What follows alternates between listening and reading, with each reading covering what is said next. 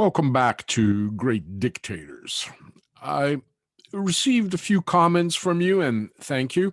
The commentary is divided between requests for more information on one side and requests that I move on to other dictators on the other side.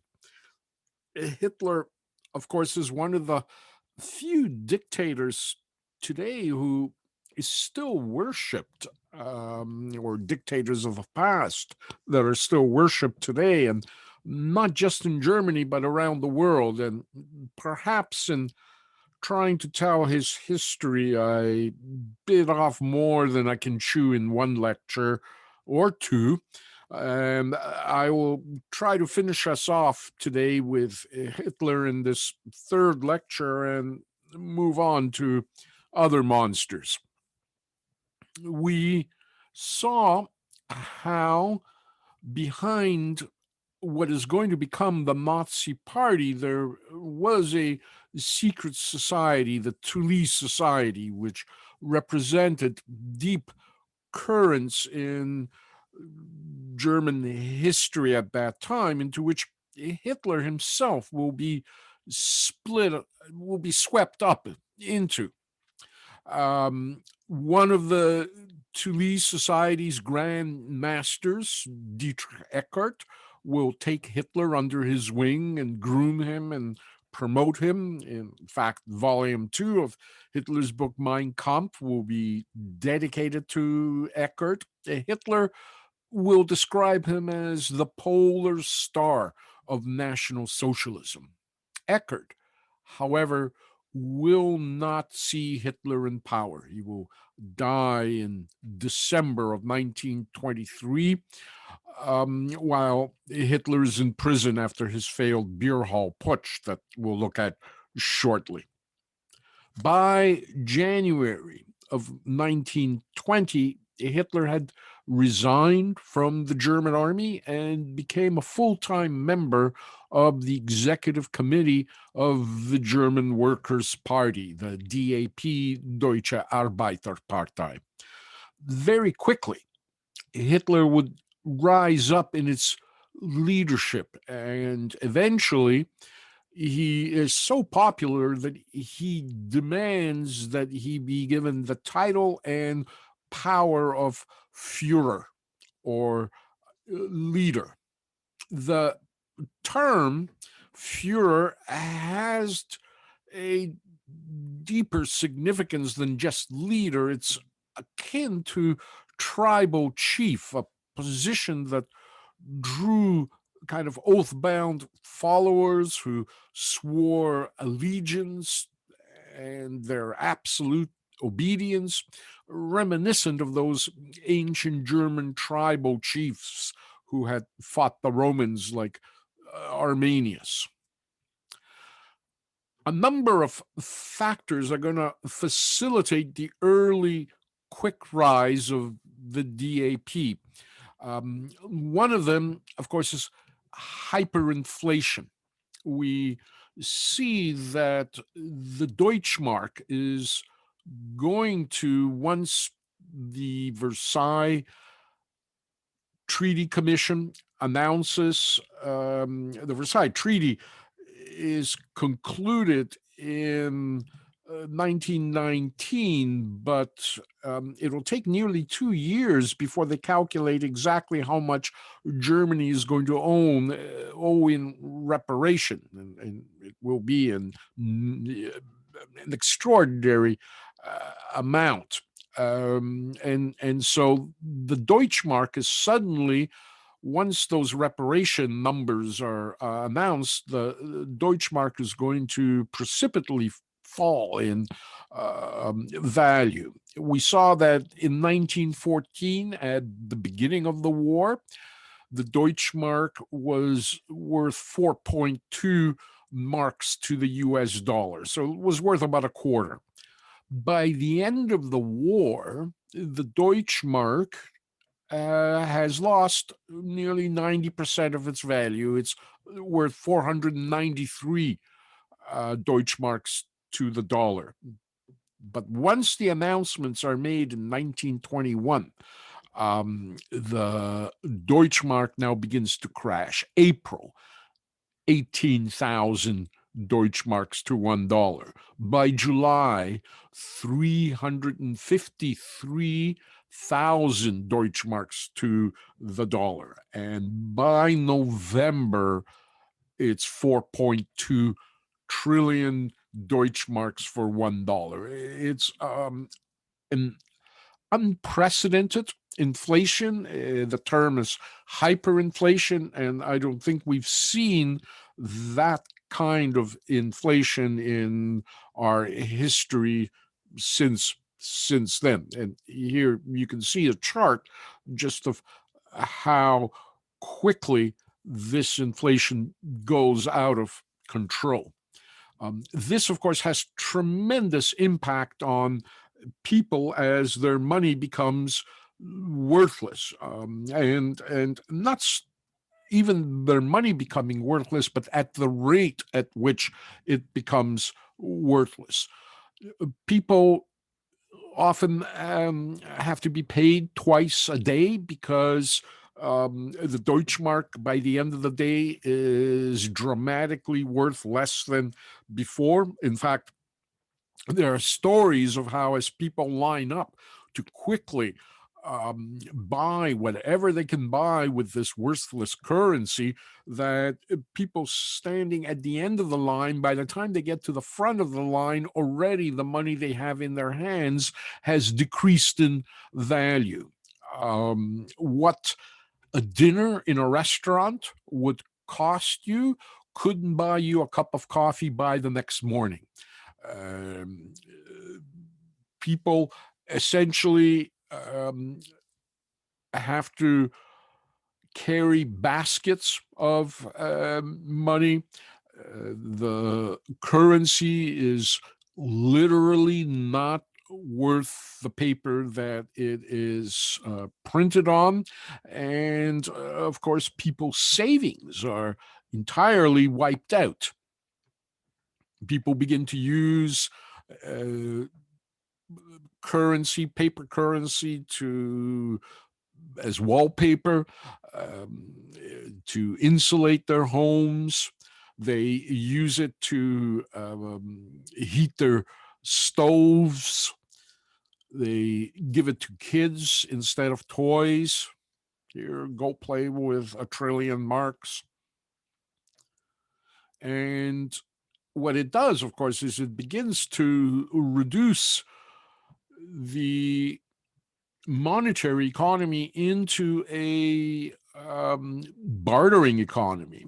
Here, the sign says we'll accept food as payment for goods.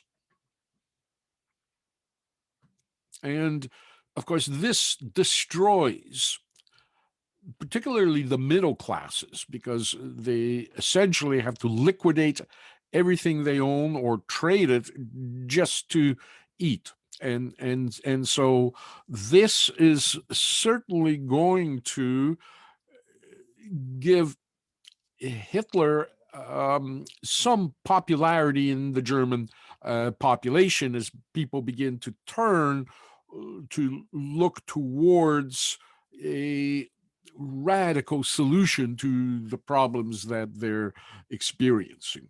This also gives, of course, large corporations an opportunity to repay some of their debts incurred during the war, and the government as well, in these inflated marks. If you owned a million marks, you could now pay down with the million marks, even though the million marks might be worth not even a penny at certain points. So certainly institutional debtors are going to take advantage of this hyperinflation, while the savings and the pensions of the rest of the Germans, the working classes, the middle classes, will be completely destroyed. And essentially, we'll see the Nazi Party is going to be a lower middle class Party. That's where its strongest support is going to be.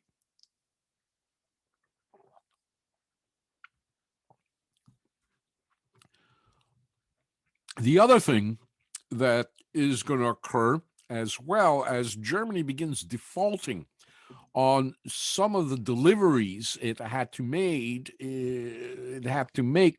particularly to France, in lieu of cash payments, for example, timber, coal.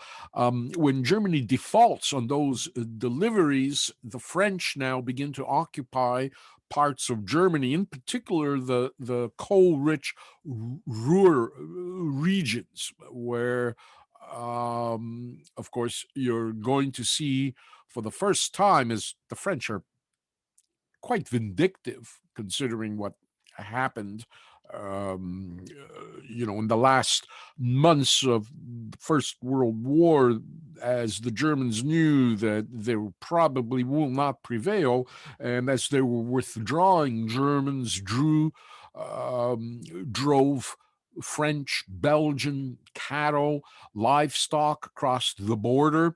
They destroyed French, Belgium machinery that was under German occupation, and so consequently, at the end of the war, French farmers, for example, are their fields are completely destroyed, filled with shell holes and lead and traces of poison gases that were used, while across the border, French cattle are grazing on these pristine German fields.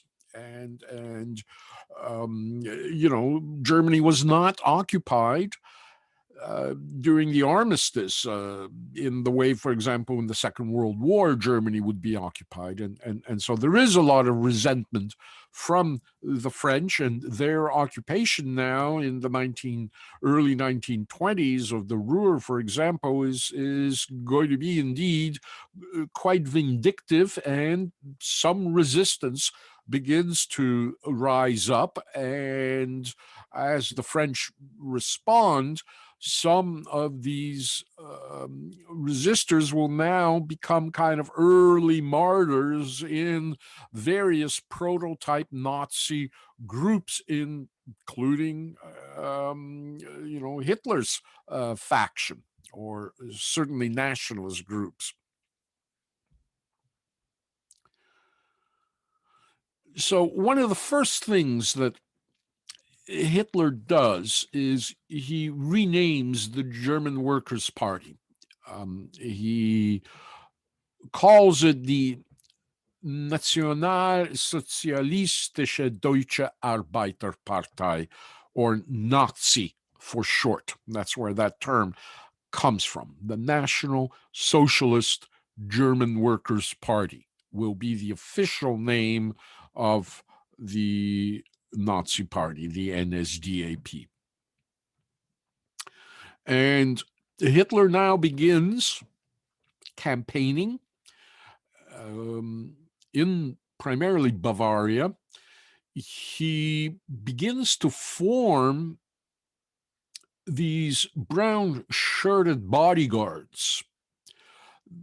The color brown is a coincidence, essentially, because what happened, of course, is after Versailles, Germany will lose its African colonies, and so the German army's supply of tropical tan-colored uniforms is now useless, and it becomes available on the military surplus market. And so the Nazi Party buys up a whole bunch of tropical German uniforms, and that's how the color brown emerges as the color of German stormtroopers. They're called the SA, the Sturmabteilung. This is their logo. Again, you can see the kind of lightning Sigrun for the S, and then the A worked into that logo. At first, they were actually called the Sportsabteilung, the sports units. To kind of disguise their paramilitary purpose. However, they will become known as the SA or generically as the Storm Troopers or the brown shirts. Often you'll hear another reference to that. And of course, the brown shirts kind of echoes off Mussolini's paramilitary, the black shirts. Hitler now, as I say, begins campaigning. He is primarily Bavarian based. So all this is happening around Munich. It's happening in the south of Germany, where Hitler is trying to raise his support. And the party is going to grow at an extraordinary rate in this period. 1919, when Hitler joins it, at least officially, the Nazis have approximately 500 members. By 1920, 3,000. By 1921, there will be 6,000. Some of them are SA men, so we have approximately 600 stormtroopers by 1921. When Hitler stages a rally in 1921, some 50,000 people attend that rally. So you got to as well differentiate between card carrying, due paying members of the Nazi party and then supporters, their families, and so forth. So when you calculate 6,000 party members, assume that there may be at least 4 for every member of supporters. By 1922, there are 10,000 members. And by January of 1923, 35,000 members. And the number really begins to surge in 1923. By November of 1923, there will be 55,000 card-carrying members. So Hitler essentially, between 1919 and 1923, in 4 years, will raise the party numbers from 500 to 55,000. And that, of course, is going to be very much the source of his power in the Nazi party at that early stage. Whenever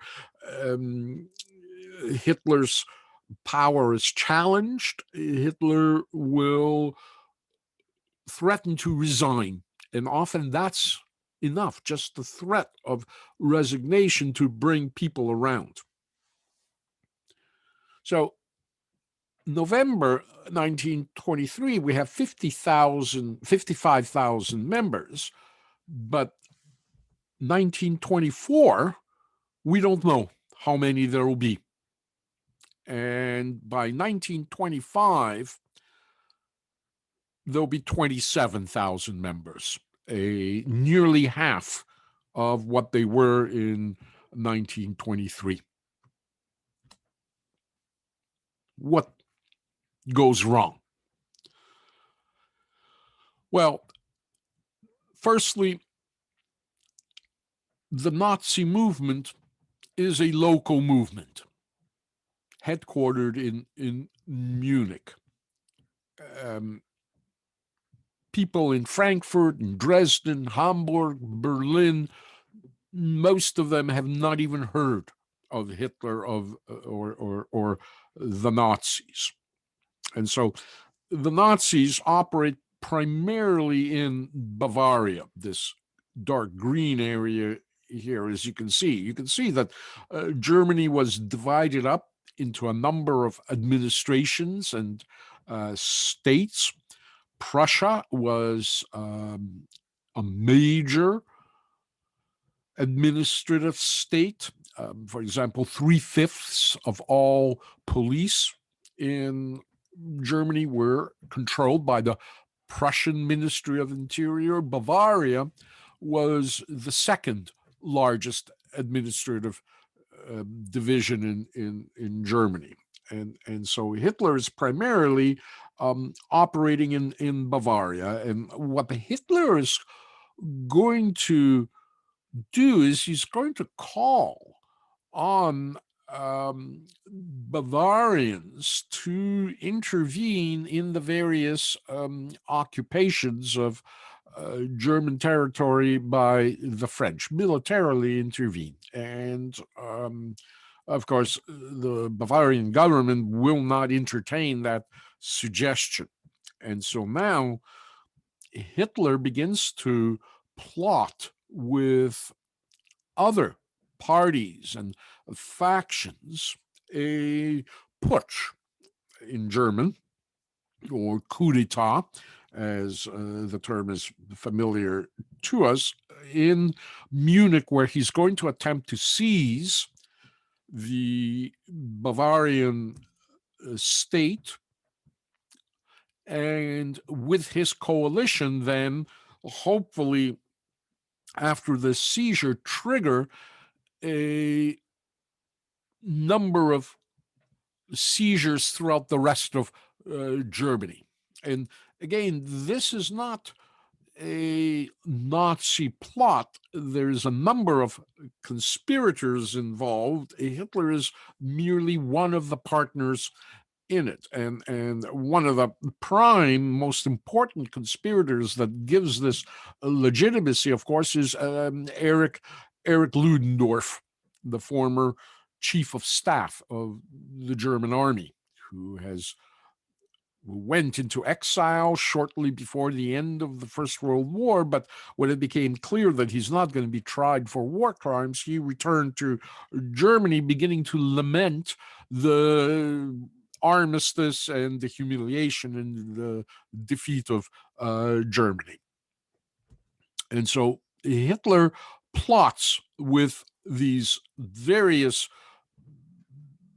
members of the upper classes in Germany, Junkers, former generals and military officers. And essentially, it was Dietrich Eckart's efforts in introducing Hitler to these individuals that gave Hitler and the Nazi Party entree into this planned coup d'etat.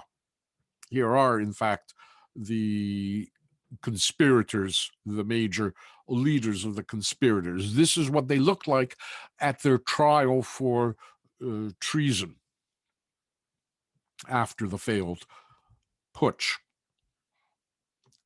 It's going to become known as the beer hall putsch because there is a government kind of convention conference that's taking place in the so-called Braukeller, the Brown's cellar, beer hall. This is a huge facility for conventions, weddings, parties. It can seat about 3,000 people. It's, as I say, a major site in Munich, and the German government at that time, the cabinet, is kind of having a retreat there and a conference, which Hitler now, with armed stormtroopers, raids and captures them. He takes the government ministers as hostages. In the meantime, as the Bavarian government ministers are held hostage, various factions begin to set up roadblocks. Here, of course, is where the Freikorps as well comes into play. Many Freikorps units as well join this putsch. As I say, it's not just the Nazis. Here, you can see a faction of royalists. They're holding up the old imperial flag here, who also participate in this putsch. And in fact, if you look closely, you can see that the guy holding the flag is actually Heinrich Himmler, the future head of the SS and the concentration camp system and the Holocaust. Himmler is not yet a Nazi. He belongs, as I say, to this right-wing nationalist faction that wants to restore the Kaiser back to power. Ludendorff is key, at least he claims to be key, to the German army joining the push. As Ludendorff tells Hitler, no German soldier will dare raise his rifle against the great field marshal. He refers to himself in the third person. Ludendorff, Hitler has to leave the brown cellar, and I'll simplify this story a little bit. Hitler has to leave the brown cellar to see how overlook, some of the other units that are in action, and essentially he leaves Ludendorff in charge of the hostages. The hostages now are beginning to whine and complain. We're tired, we're sleepy, we're hungry. When can we go home? And so Ludendorff says to them, well, gentlemen, if you give me your word of honor as gentlemen and former officers and Junkers that you'll return as hostages, I'll let you go home and get some sleep, have breakfast, but you come back here at 9 o'clock. And so all the hostages essentially say, oh, of course, Herr Feldmarschall, we promise we'll come back as hostages the next day. And of course, as soon as they leave the brown cellar, they immediately start calling out the Bavarian National Army, the kind of National Guard. And so Hitler now returns, and where are the hostages? They're gone. And Hitler realizes that Ludendorff is in fact a useless doofus. And now Hitler and Ludendorff decide that they have to quickly seize control of the Bavarian Ministry of War. And so they now all lock arms and begin marching on the Bavarian Ministry of War. And as they approached the building, they could see in the street all the Bavarian National Guard in formation facing them.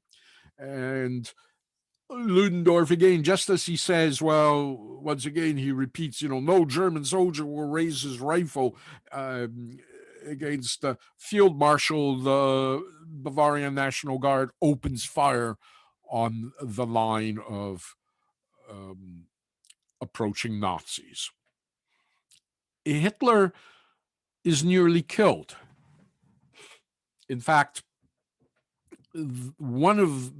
he survives by the fact that one of the individuals who has locked arms with Hitler is actually shot dead right next to Hitler. And as he falls to the pavement, he drags Hitler down with him, and the volley of fire passes over Hitler's head. Hitler's arm is dislocated, but otherwise he's not harmed, and Hitler will now go into hiding, but he will be very shortly after this apprehended.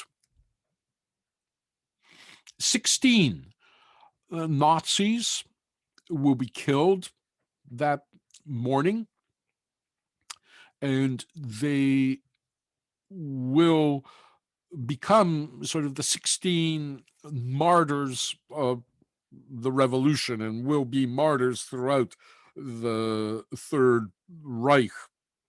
Will be considered kind of the martyred saints of Nazism. One of them falls on a Nazi banner, and as he's dying, bleeds out into the banner. And this banner will now become kind of a holy banner. It will be known as the blood flag, and it will always be borne by the SA men and later SS men who had picked up the banner and protected it and kept it in Nazi possession, Jakob Grimminger.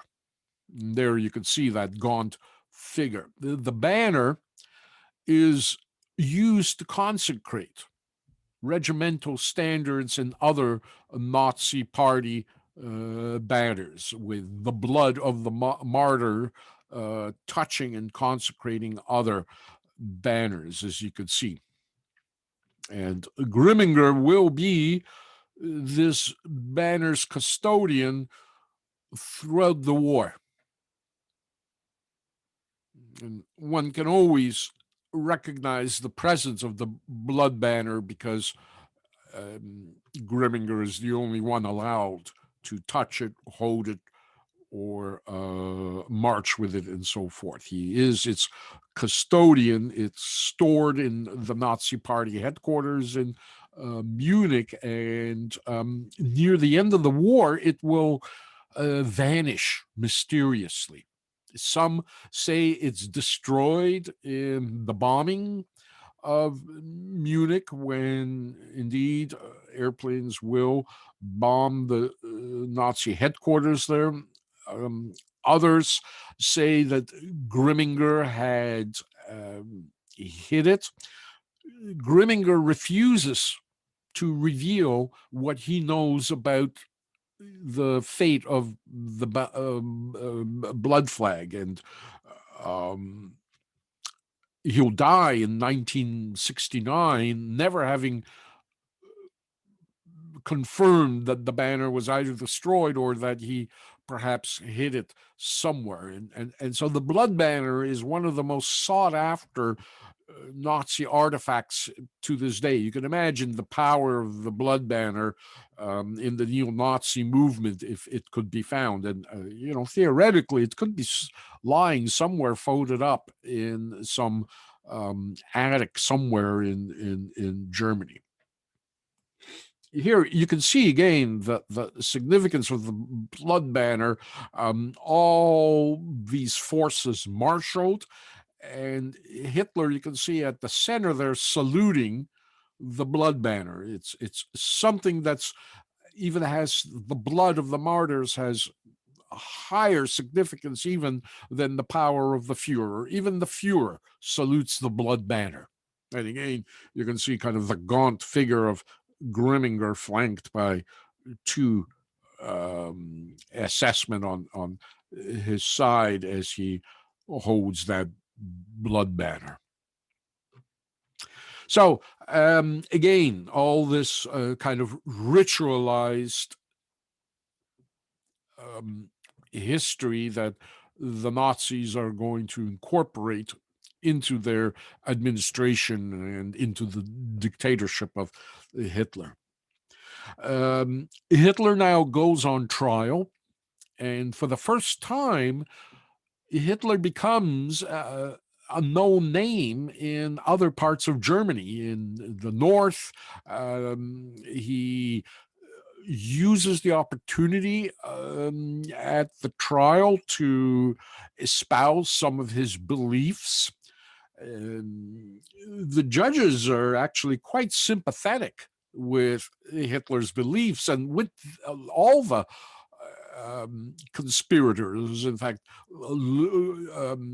Ludendorff will have his sentence suspended. They're not going to throw a field marshal into prison. Hitler, on the other hand, gets a 5-year sentence for treason. It's not a treason under those circumstances is not a death penalty offense, and so Hitler gets, as I say, 5 years, of which he'll only serve about 9 months.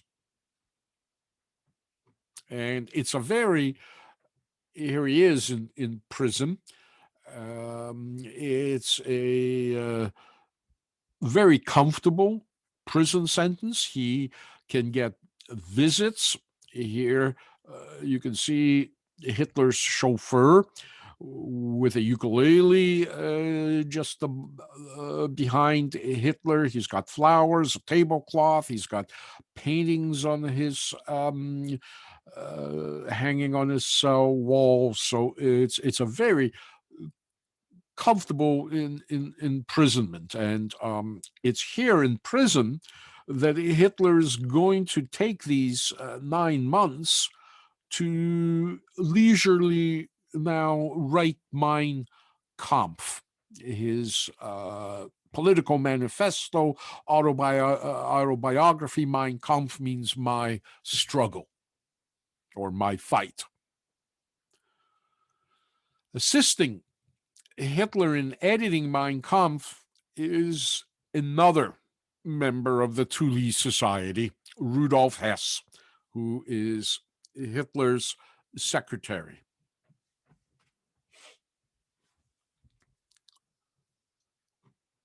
Rudolf Hess is born actually in Egypt, in Alexandria. He is the son of German merchants in Egypt. He will return to Germany during the First World War, and once the war is over, he will drift into the Thule Society. He'll become an initiate in the Thule Society along with Eckert, and he too is one of the individuals from the Thule Society who will groom Hitler. And he too belongs to this kind of geopolitical current in Germany that believes that the Germans and the British should be allied, not enemies. And this, of course, makes perfect sense when you consider that the British aristocracy, of course, since the Hanoverian dynasty, the King George's, has a lot of German blood in it. Remember George the First.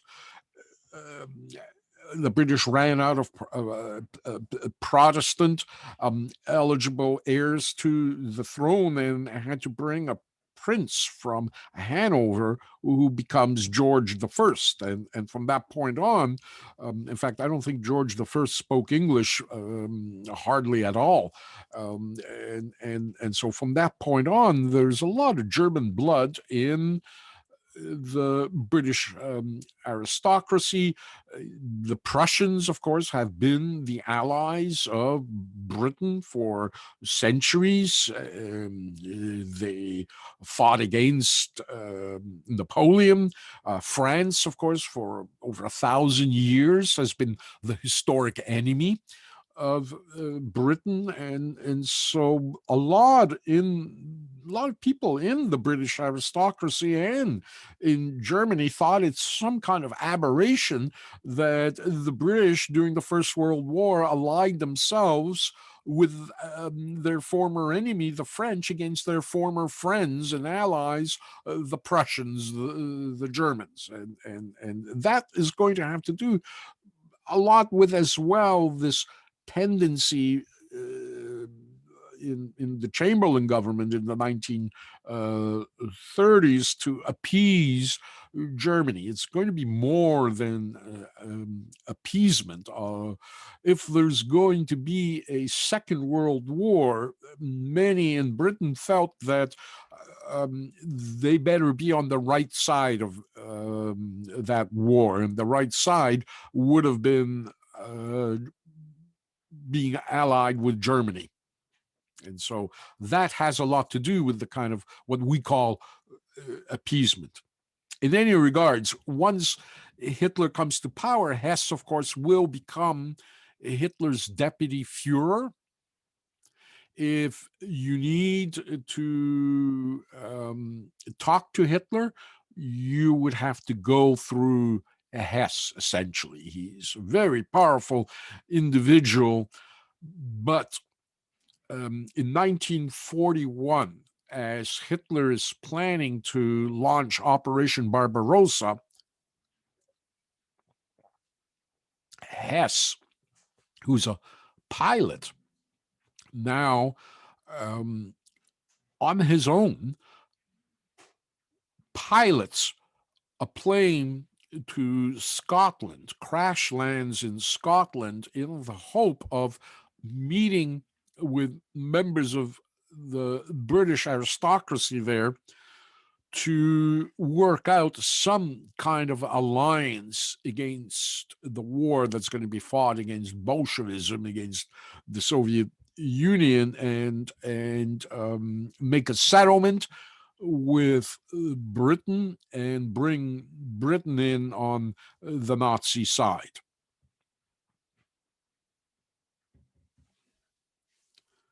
And of course, that's not going to happen. That meeting isn't even going to happen.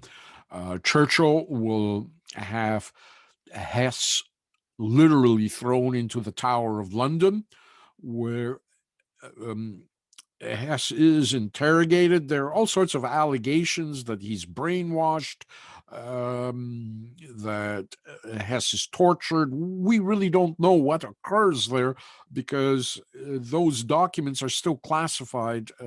I think Hess's British intelligence file is not going to get declassified until something like either his landing there, so it's going to be 2041. We have another 21 years to go, or 2045 is when it's going to get declassified, perhaps at the end of the war. So in any regards, there's another 20 years before we hear what exactly happened to Hess. But once the war is over, of course, Hess ends up in the dock at Nuremberg.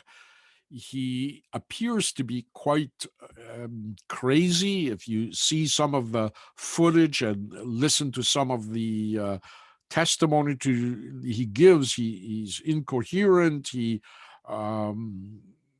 the footage of him kind of tapping the other defendants on the head, like slapping them on the back of the head, and so eventually, because Hess kind of got out of the war, early enough, and because of his mental instability, Hess is going to receive a life sentence rather than the death penalty that most of the 22 defendants are going to receive in this trial. By the way, those who wanted to hear more about Hitler, and particularly, I got a number of emails asking me about, who are some of the enablers around Hitler, and here I'm just trying to give you a peek into some of them, but there are 22, so each one of them is certainly worthy of a 2-hour lecture at least. So that would be a hell of a course just to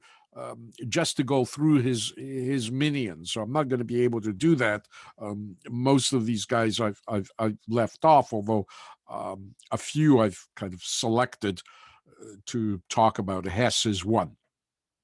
So Hess will be sentenced to life imprisonment, and life almost meant life at that point. There's a few Nazis that'll be released early for reasons of health, in particularly I think Walter Funk, who was kind of the Minister of Economics. But and Funk indeed will die shortly after his release from prison. But the ones who are not executed, like Speer, von Neurath, who gets 15 years, Dönitz gets 10 years. He's the head of the submarines. Admiral Radar gets life. Von Schirra, the head of the Hitler Youth, gets 20 years and so forth. All these guys will be imprisoned in Spandau prison in Berlin. And eventually they all die or are released the way Speer was released. Speer will be released, I think, 1967, having served 20 years until Hess becomes the only prisoner left in the entire Spandau facility. This entire prison will be dedicated to keeping one Nazi imprisoned. And every 3 months, there's a change of guard. The British, French, Russians, and Americans administrate the prison every 3 months. They switch out, take a turn at doing this. And this is around the time I arrive as a freelancer in Berlin in 1985. Doing freelance stories at that point for CNN, CTV, and any kind of network I can sell something to. And one of the stories I'm pitching is, let's get an interview with Rudolf Hess, the last Nazi, as he's become known. And I remember actually pitching one of the bureau chiefs at CNN in Berlin, and he kind of gave me this strange look and smiled and said, "Yeah, go ahead, set it up." And so I very quickly found out that you can't even put a camera up in front of Spandau prison without the Allied occupation authorities just seizing your camera. There was going to be no interview, nothing, no photographs of Spandau. There's no even approaching the facility. So so much for my kind of young, naive idea of getting an interview with the lost Nazi. But what we did do is we did find out that the most underpaid guards at Spandau, and I know what you're thinking. You're probably thinking the Russians, but it wasn't. It was the British, actually. Were very corruptible, and so we gave them these disposable cameras on which they shot pictures for us, at least of what Spandau was looking like around 1985, with Hess there being held in this facility. And this is a shot from the guard tower. You can see a lot of the buildings are just now abandoned, although the guard towers are active. You can see right there another guard. And there he is, like the the Yeti, the Sasquatch. We get a shot of Rudolf Hess, the last Nazi, around 1985, strolling through the garden. He's about 90 years old when this photograph is taken. This is what Hess now looks like at this point in time. This is one of the last photographs of Hess in his cell. This was actually taken by his son. And you can see Hess has all these pictures of the moon pinned up on his wall. I remember those maps, actually. They came with an issue of National Geographic, a map of the moon, which fascinates the kind of occult master from the Thule Society. There is, by the 1980s, as Hess is reaching his 90s, this call among, even many Germans that Hess now be paroled and released. He's an old man. He has nearly done, a life sentence here. He doesn't have much left to live. Let's parole him on the condition that he doesn't, make any kind of Nazi speeches or public appearances and so forth. And essentially, the Americans, British, and French are ready to do this, but not the Russians. The Russians insist that Hess, as this kind of grand master of a society, a secret society, who nobody knows whatever happened to the Thule Society. It just quietly melted away. It was kind of co-opted into the Nazi movement, but what exactly happened to it is unclear. And the Russians the position of the Russians essentially was, we're not going to let this virus out of Spandau prison. We've confined it in there. It's sealed, almost kind of like the sarcophagus, over the nuclear plant at Chernobyl. We've got it at Spandau, and we're not letting it out. And this was the case until 1985, when Gorbachev comes to power. And Gorbachev now wants to improve relations with West Germany. And so Gorbachev hints around 1986, 87 that the Russians may actually now sign off on the pardon of Hess. And so just as these announcements are being made that there's going to be a meeting and presumably the Russians will approve now the release of Rudolf Hess, Rudolf Hess now commits suicide at the age of 93. And the polemics around this suicide continue to this day, because he officially, the story is that Hess goes into one of those empty buildings where Hess is allowed to garden in the yard. So he's got his gardening tools. There's kind of like almost like a greenhouse. That Hess enters one of those buildings and then hangs himself. His son brings in a private forensic expert who insists that Hess did not hang himself, that Hess was hung by some plot or conspiracy. And so to this day, there's this question about exactly why would Hess, the moment he hears that he's going to be released, take his own life at the age of 93 rather than be reunited with his family and return home. But there you go.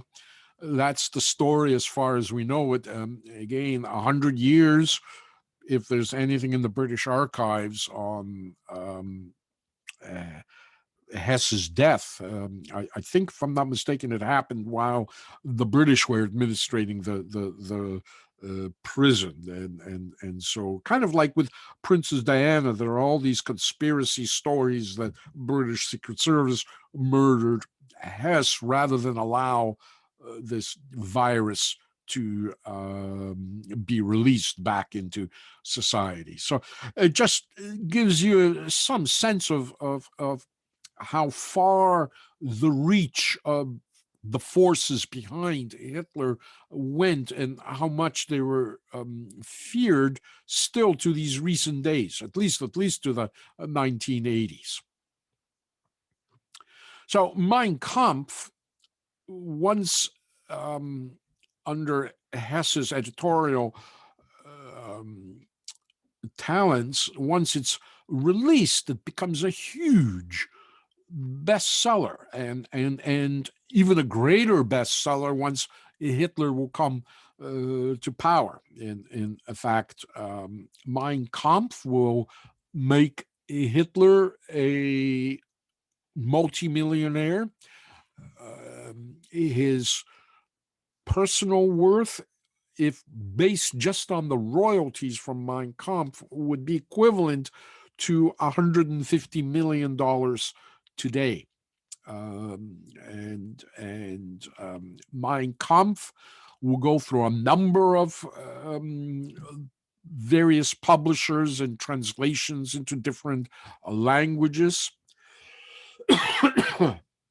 The English translation of Mein Kampf, there'll be a number of versions, and it's quite a controversial history because Hitler will license the language rights to Mein Kampf, except for the English language, which he will sell outright in perpetuity, and a number of publishers will compete for the English language rights of Mein Kampf. In fact, the story is so complicated that there's just a book from I think Cambridge University Press on the publication of Mein Kampf in Britain and America just between the years 1930 and 39. And so a textbook company still in operation, Hoffman Mifflin, bought the English language rights in perpetuity, and they're still selling the only authorized copies of Mein Kampf. Hitler's copyright to Mein Kampf will be seized after his death by the Bavarian government. And it's the Bavarian government that, until recently, because Mein Kampf now has entered public domain, but until recently, the Bavarian government held tight control over the publication of Mein Kampf, prohibiting its publication in all languages. I remember in the early 1990s, a Hungarian publisher attempted to publish Mein Kampf in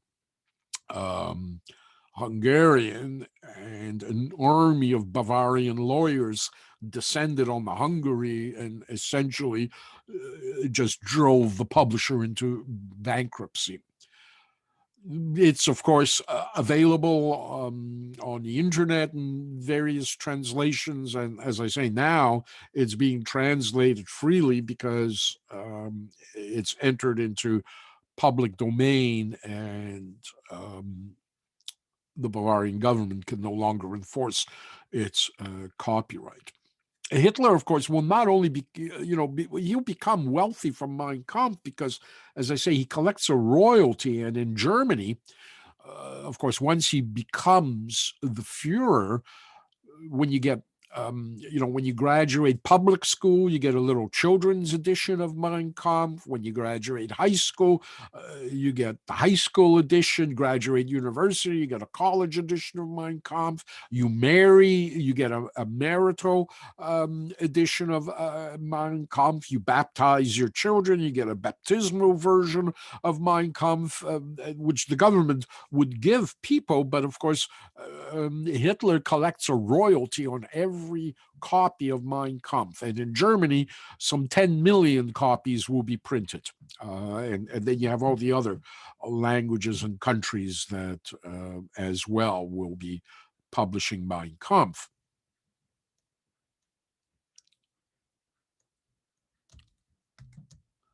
There is this kind of mythology that Hitler lived a very frugal life, and in a way he did, but that did not stop him from accumulating this enormous amount of wealth. And the estimates of its value, as I say, is from $150 million in royalties on Mein Kampf to $1.5 billion with a B dollars, because Hitler not only collected royalties on Mein Kampf, but he as well collected a royalty on every postage stamp using his face, on posters, trading cards, any kind of image of Hitler would require a royalty payment, which would go to Hitler. All the little tchotchkes and Hitler busts and action figures and dishes, all these products. I mean, Walt Disney probably, in the control of their images of Mickey Mouse and Donald Duck, probably learned about branding from Adolf Hitler. So all these royalties would make Hitler very wealthy. He had a number of overseas bank accounts that have never been located or identified. He invested in property in Colorado, for example. And all this would have been inherited by members of Hitler's family. And remember, he had sisters, he had as well, half-sisters, so nephews. So the Hitler family is out there. However, again, the German state of Bavaria seized all of Hitler's assets. Hitler was, as I say, eventually he will become a citizen of Bavaria. Another person who is also key in this period that Hitler is in prison is going to be somebody who early is going to be the Nazi Party racial ideologist, Alfred Rosenberg. Alfred Rosenberg will run the Nazi Party while Hitler's in prison. Alfred Rosenberg will as well be the editor of the Beobachter, which was the Nazi official paper. It was a paper that Eckert had originally founded and was the publisher and editor of. Rosenberg will step into Eckert's place after Eckert's death.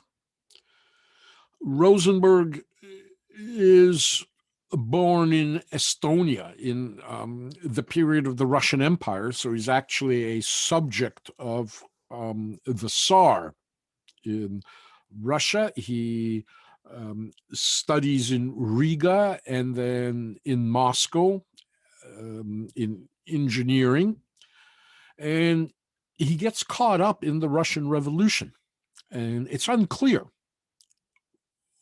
on whose side during the revolution and the civil war in Russia that almost immediately breaks out following the revolution. But we know that in 1918, Rosenberg arrives in Germany. He is, by the way, I should say, he's not Estonian, but he is an ethnic German, born in Estonia under the Russian Empire. And so in 1918, he arrives in Munich claiming by virtue of his ethnicity, German citizenship, and he too is initiated in the Thule Society by Dietrich Eckart and Rudolf Hess. Rosenberg tells them this story how during the revolutionary days in Moscow in 1917, as there's fighting in the streets and there's no electricity, and he is studying by candlelight, a mysterious stranger walks into his room and puts on his desk this pamphlet, and then without saying a word leaves the room. And this pamphlet, Rosenberg tells Eckert and Hess, changes his life. He says, I've come here as an anti-Semite. And he presents this pamphlet now to Eckert and Hess. The pamphlet is the Protocols of the Learned Elders of Zion. It's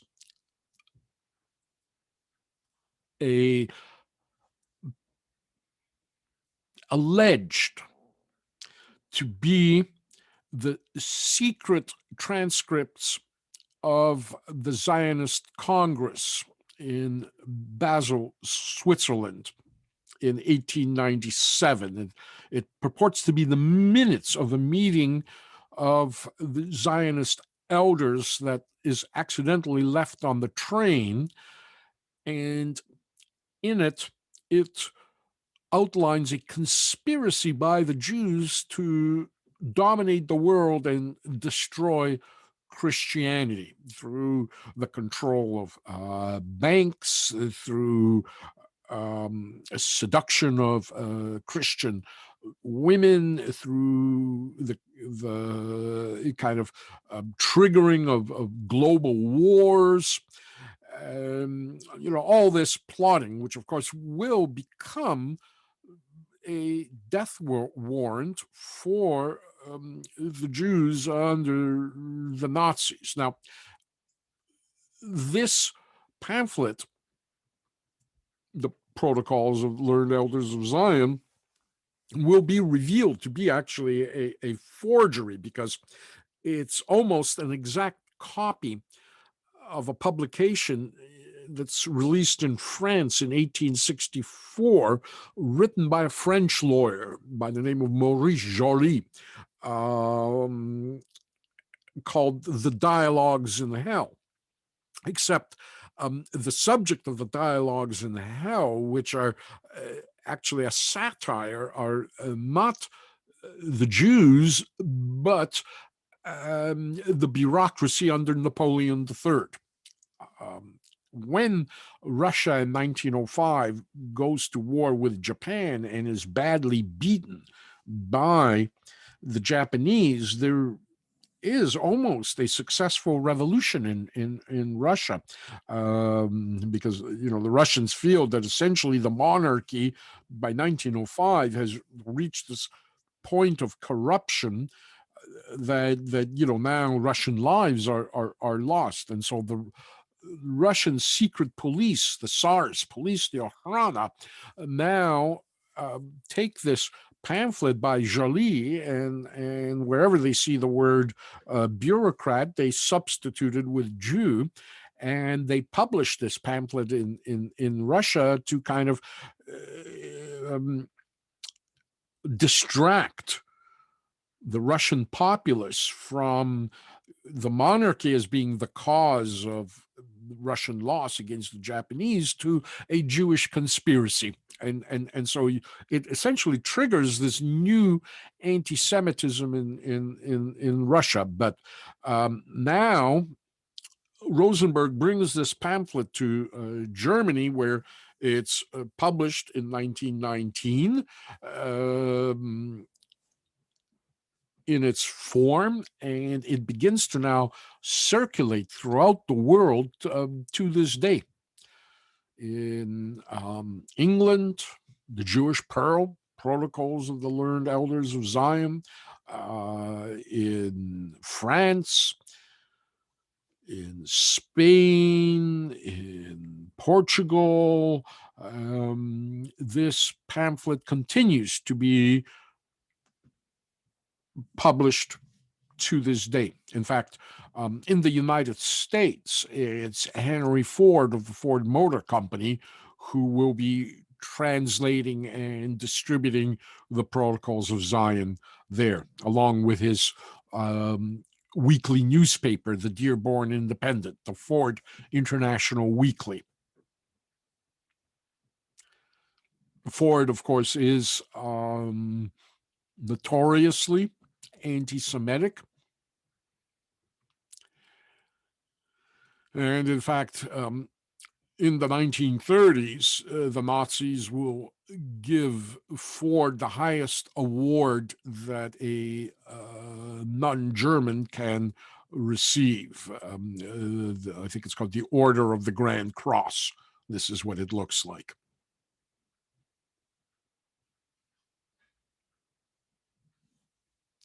And this becomes an issue already, especially among labor unions, as in the 1930s, Ford attempts to do what the Nazis do to labor unions in his factories, essentially put them out of business. So the Protocols of Zion still sold today around the world, especially in the Middle East, especially in these days.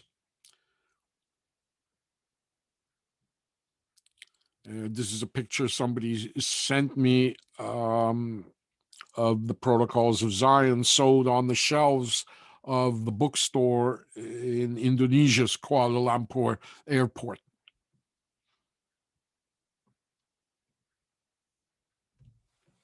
Including a film by Mark Levin about this myth that all the Jews who worked in the World Trade Center the day before 9/11, the conspiracy telephoned them and told them not to come into work. Did you hear that no Jews died on 9/11? Protocols of Zion. Some lies never die. Hitler himself, even though the Protocols of Zion will now become an excuse for the extermination of the Jews, Hitler himself writes in Mein Kampf, he says, quote, to what extent the whole existence of this people is based on a continuous lie is shown incomparably by the Protocols of the Wise Men of Zion, so infinitely hated by the Jews. They are based on a forgery. The Frankfurter Zeitung moans and screams every week, the best proof that they are authentic. What many Jews may do unconsciously is here consciously exposed, and that is what matters. It is completely indifferent from what Jewish brains these disclosures originate from. The important thing is that with positively terrifying certainty, they reveal the nature and activity of the Jewish people and expose their inner contexts as well as their ultimate final aims. The best criticism applied to them, however, is reality. Anyone who examines the historical development of the last 100 years from the standpoint of this book will at once understand the screaming of the Jewish press. For once, this book has become the common property of a people. The Jewish menace may be considered as broken. I know it sounds almost incoherent, but that's the nature of Mein Kampf. Indeed, Mein Kampf is going to be, it's virtually unreadable. I don't know how many people actually read Mein Kampf right through to the end.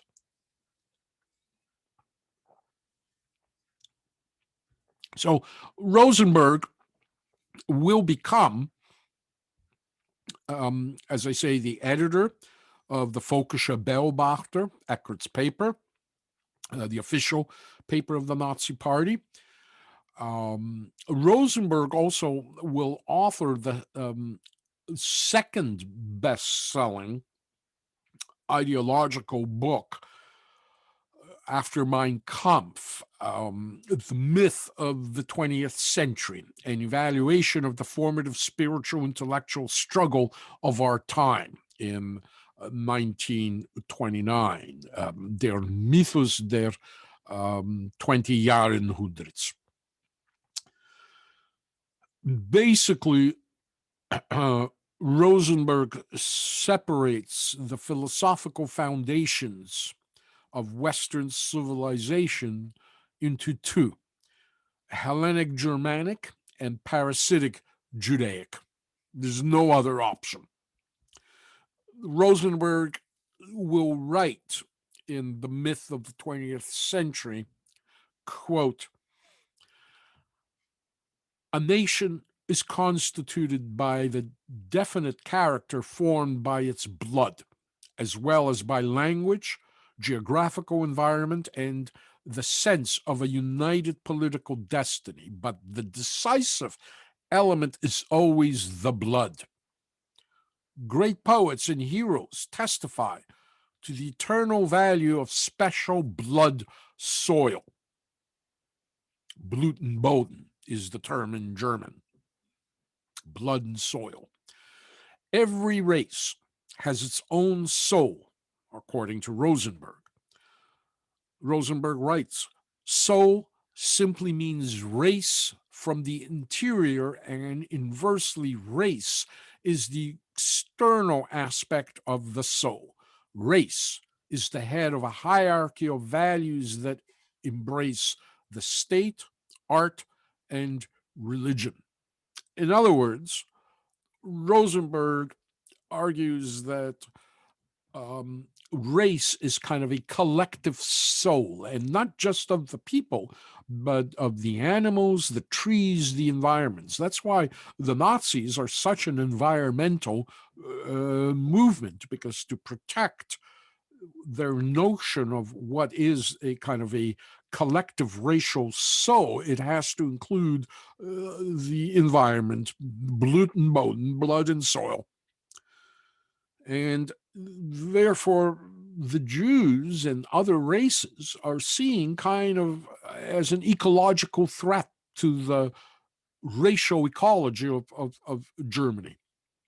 Rosenberg, as well, demands the abolition of the Old Testament. He writes, today, a new faith is awakening, the myth of the blood, the belief that the divine being of mankind generally is to be defended with the blood. The faith embodies by the fullest realization that the Nordic blood constitutes that mystery which has supplanted and surrendered the old sacraments, the ones of the Old Testament. The blood that perished is coming to life again in its mystical sign, the swastika, the soul of the German people renewing its life cells. Past and present suddenly appear in a new light, and for the future, there is a new mission. The meaning of history and the tasks of the future no longer lie in the fight of one class against the other, or of one church dogma against another, but in the settlement between blood and blood, race against race, nation against nation. And this means the fight for spiritual values. Hitler actually never accepted the myth of the 20th century as the official doctrine of the Nazi Party. In fact, Hitler will state, he says, quote, "I must insist that Rosenberg's myth of the 20th century is not to be regarded as an expression of the official doctrine of the party. I myself have merely glanced cursorily at it. In my opinion, it is written in much too incomprehensible a style. Praises from Caesar, the author of Mein Kampf, who is as incomprehensible as the myth of the 20th century. So Rosenberg will rise up in Nazi Germany as a kind of party ideologue. He will as well be the Nazi Party's official Reichsleiter or Reichsleader for foreign policy, even though Ribbentrop will become the foreign minister.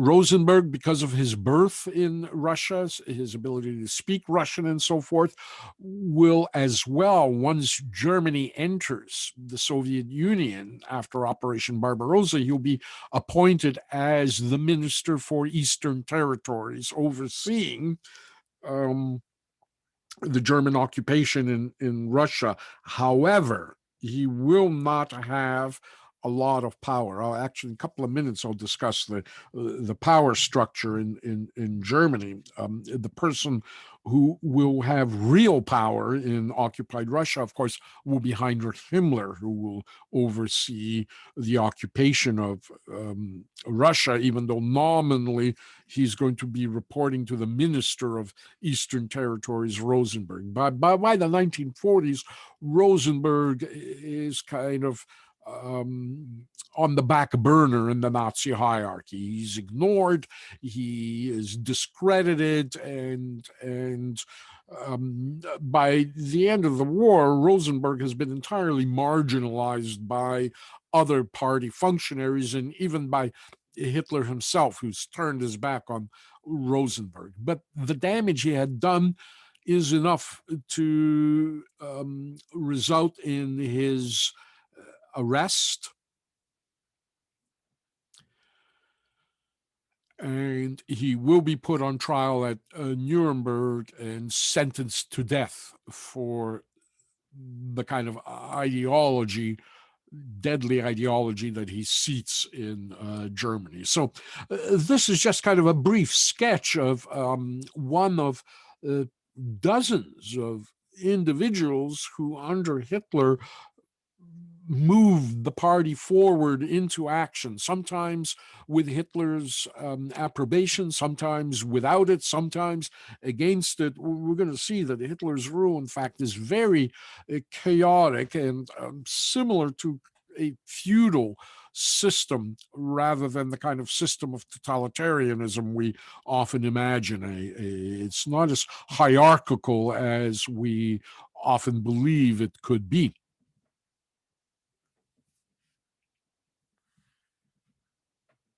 There's Rosenberg, sentenced to hang.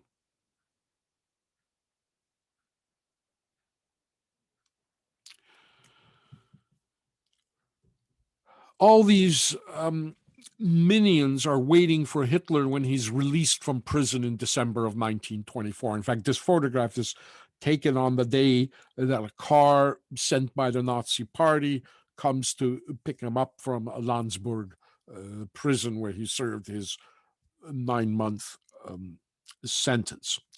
Many of his minions, you saw how the Nazi Party nearly lost half of his membership. Many of its members scattered to other political parties. The Nazi Party, of course, was immediately banned, as were the SA and its publications after the coup attempt. Upon his release, Hitler now will go see the Chancellor of Bavaria, and he'll promise to only seek power through constitutional and electoral paths. And this is one promise that Hitler will not break. We'll see how the Weimar Constitution will pave the way to Hitler's power. In return for Hitler's promise to pursue a conventional strategy through elections. The ban on the Nazi Party and its publications are lifted. The biggest problem Hitler has is with his fellow Nazi Party members, to persuade them that the electoral path is actually the most effective path to power, much more effective than revolution. But the Nazi Party officially considered itself a revolutionary party, and not everybody in the Nazi Party agrees with Adolf Hitler. In particular, there's a strong revolutionary opposition within the Nazi Party led by Gregor Strasser, the leader of what we could call the socialist wing of the National Socialist Party. Strasser essentially is a proto-communist. He hates the capitalist system. He wants to expropriate German industry. He believes that communist Russia is the natural ally of Germany. And at this point, it is, because Germany essentially is a rogue nation. It is being punished for the First World War, while Russia also is a rogue nation by virtue of the communist revolution there. Unlike the Bolsheviks in Russia, however, Strasser gives no lip service to an international unity of working classes. Strasser is a German nationalist, a race supremacist, and an anti-Semite. And Strasser rejects Hitler's electoral strategy, preferring instead what he calls the politics of catastrophe: strikes, riots, uprisings, revolution. That, Strasser believes, is the only way that National Socialism will come to power in Germany. Strasser is based in the northwest region of Germany. He describes Hitler as the Pope in Munich, kind of this suggestion that, like the Pope, he's far away in Rome, the Vatican. He doesn't know what's going on here in the church.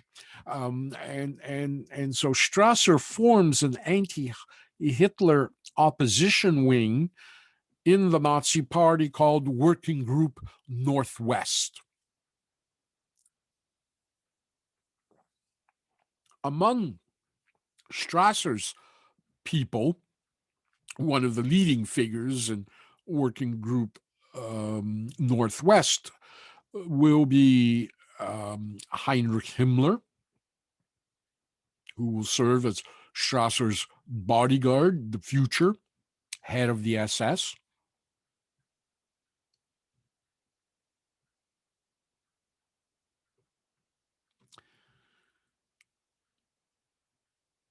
And Joseph Goebbels, who, like Hitler, is also a failed artist, in his case, a failed writer and playwright, whose plays are never produced, whose books are never published. In fact, it's Goebbels, who, by the way, also is a Russophile. Goebbels, too, agrees with Strasser that communist Russia is the natural ally of Germany, and that the Nazi Party should align itself with the communists at this point. In fact, Goebbels will call for the expulsion of Hitler from the Nazi Party.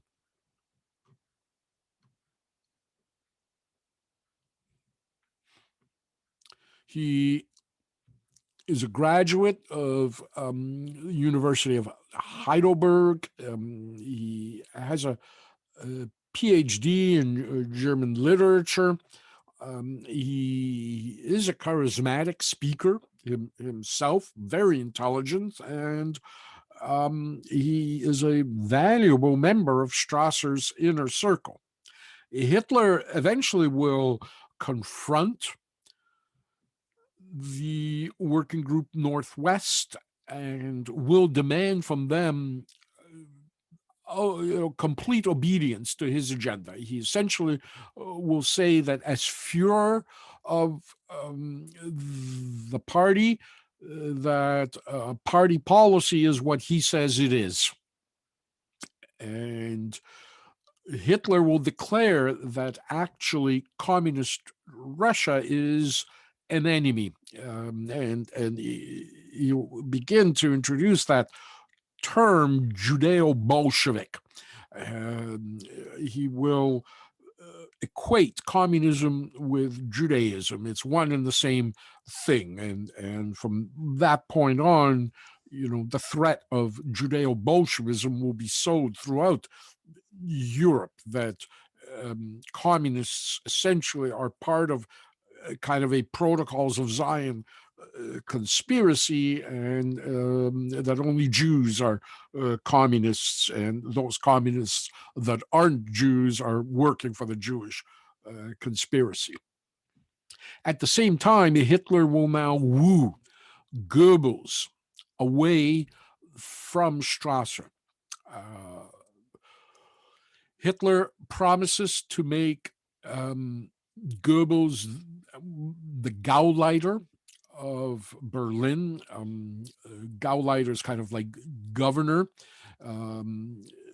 Before the Nazis take power, Gauleiters are party functionaries. Once the Nazis take power, Gauleiters will become, as I say, governors. I'll talk about Gauleiters also in a minute a little bit more. He also appoints Goebbels as the Reichsleader for propaganda. And of course, Goebbels will also be appointed once Hitler comes to power, will be appointed as the Minister of Enlightenment, in charge of all news media, cinema, radio broadcasting, and so forth. With Himmler, Hitler appoints Himmler at the age of 27 as the Reichsfuhrer, the Reichsleader of, but as opposed to Reichsleiter, Reichsfuhrer has again that kind of oath-bound notion of loyalty of chief. He becomes chief of the SS, a kind of elite, disciplined, inner core within the storm troopers.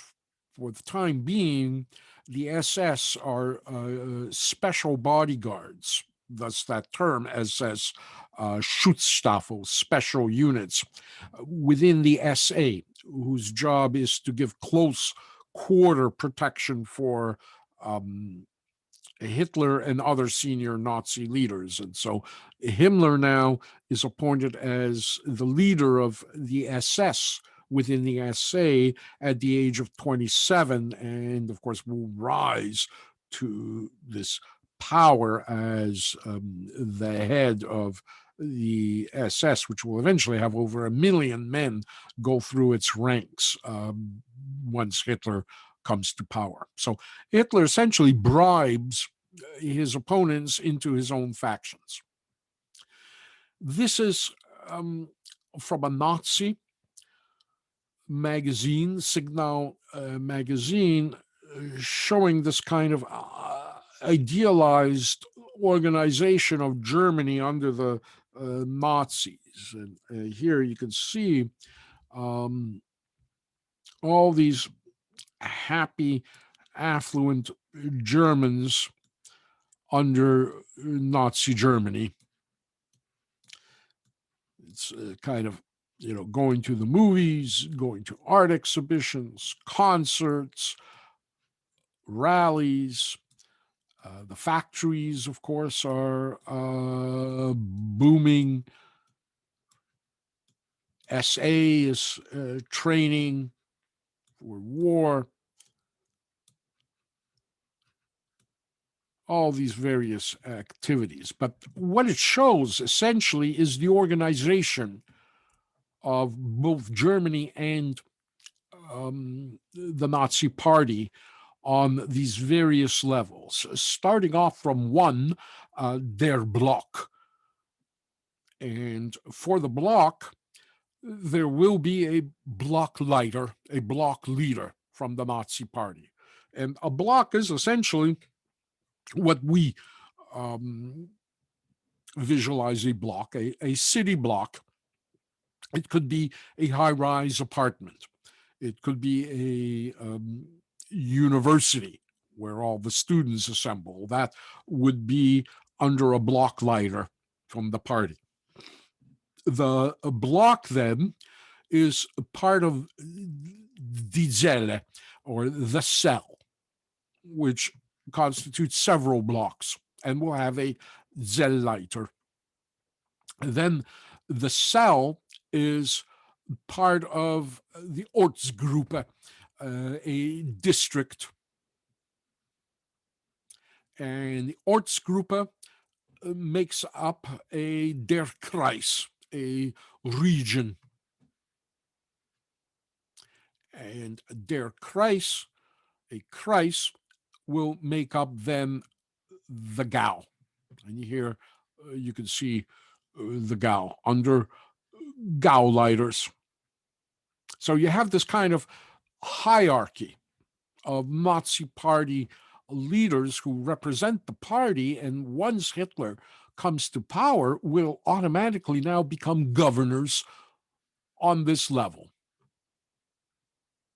And so Gauleiters are the most powerful in the Nazi Party. And here you can see there will be 41 Gaus in Germany and parts of Poland. I think they start out with 35 Gaus, but after 1939, Poland will be partitioned and will be incorporated as Gaus into Germany, as Austria will be, Czechoslovakia. So eventually there'll be 41 Gaus plus one Gau for all the Germans living outside of Germany, abroad. There'll be a kind of foreign Gauleiter. So you have 41 Gauleiters, governors overseeing 808 Kreisleiters, overseeing 28,000 Ortsgruppenleiters, 89,000 Zellenleiters, and 463,000 Blockleiters. So 651,000 individuals representing the Nazi Party who will campaign for the party in the upcoming elections, will manage party activity, and will, once Hitler comes to power, will become the governors of Nazi Germany. They'll become known as the Golden Pheasants for their kind of gold-colored braid around their brown uniforms. And here you can see a Gauleiter's special armband with the gold stitching and oak leaves around, indicating a high-ranking member of the Nazi Party. And they're uniformed in the way the military is, with, again, various ranks. Though, as I say, become nicknamed the Golden Pheasants for that gold braid, as I say, they wear, and just the gold tinge to their uniforms. Here you can see Again, Rosenberg in his Reichsleiters. In addition to the Gauleiters, you'll have approximately maybe 15 or so Reichsleiters. These are Reichsleaders in a particular policy. You have a Reichsleiter for economics, a Reichsleiter for foreign policy, as Rosenberg will. I guess the equivalent in the Canadian system would be a party critic, someone in the party who's not a minister, but a kind of charged with a particular area or policy issue. So that's what Reichsleiters will do, as well as heads of major organizations like the SS. Himmler will also be a Reichsleiter, the Hitler Youth, and so forth. The heads of those organizations are also given the rank of Reichsleiter.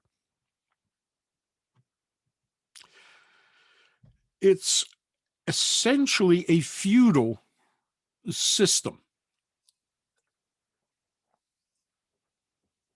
Each Gauleiter has kind of his knights and barons and counts underneath him, the Zellleiters, the Blockleiters, and so forth. We often describe Nazi Germany as a totalitarian hierarchical system, but it really isn't. Hitler leads by what will be called the Fuhrer principle, the leader principle. Hitler will claim that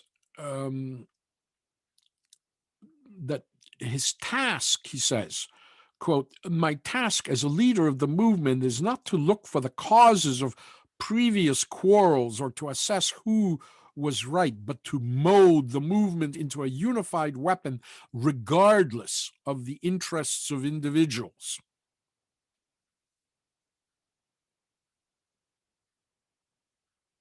I do not consider it to be the task of a political leader to try and improve, let alone make uniform, the human material which he has at hand. The temperaments, characters, and talents of individual people are so vicarious it is impossible to unify a large number of completely similar people. I shall therefore see it as my particular task to direct the various temperaments, talents, and qualities of character in the movement into those channels in which, by supplementing one another, they benefit everybody. And so, what exactly does this mean? It means that Hitler expects his minions to take the initiative rather than wait for an order. The historian Ian Kershaw will describe it as working toward the Fuhrer. And it's best described by a Nazi official, Max Amann, who writes to a Nazi branch leader in Hanover who's asking to be reappointed in his position. Amann will write, he says, "You know, from your earlier activity as a branch leader of the National Socialist German Workers' Party, that Herr Hitler takes the view on principle that it is not the job of the Fuhrer to appoint party leaders.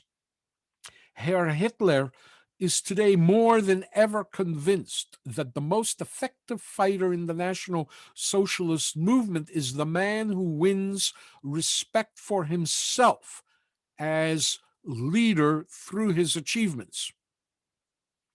You yourself say in your letter that you should be appointed as a leader in your branch because almost all the members follow you. Then why don't you just take over the leadership of the branch?" End of quote. In other words, if people follow you, you are the leader, despite your uniform or your rank or whatever official position you may have in the hierarchy.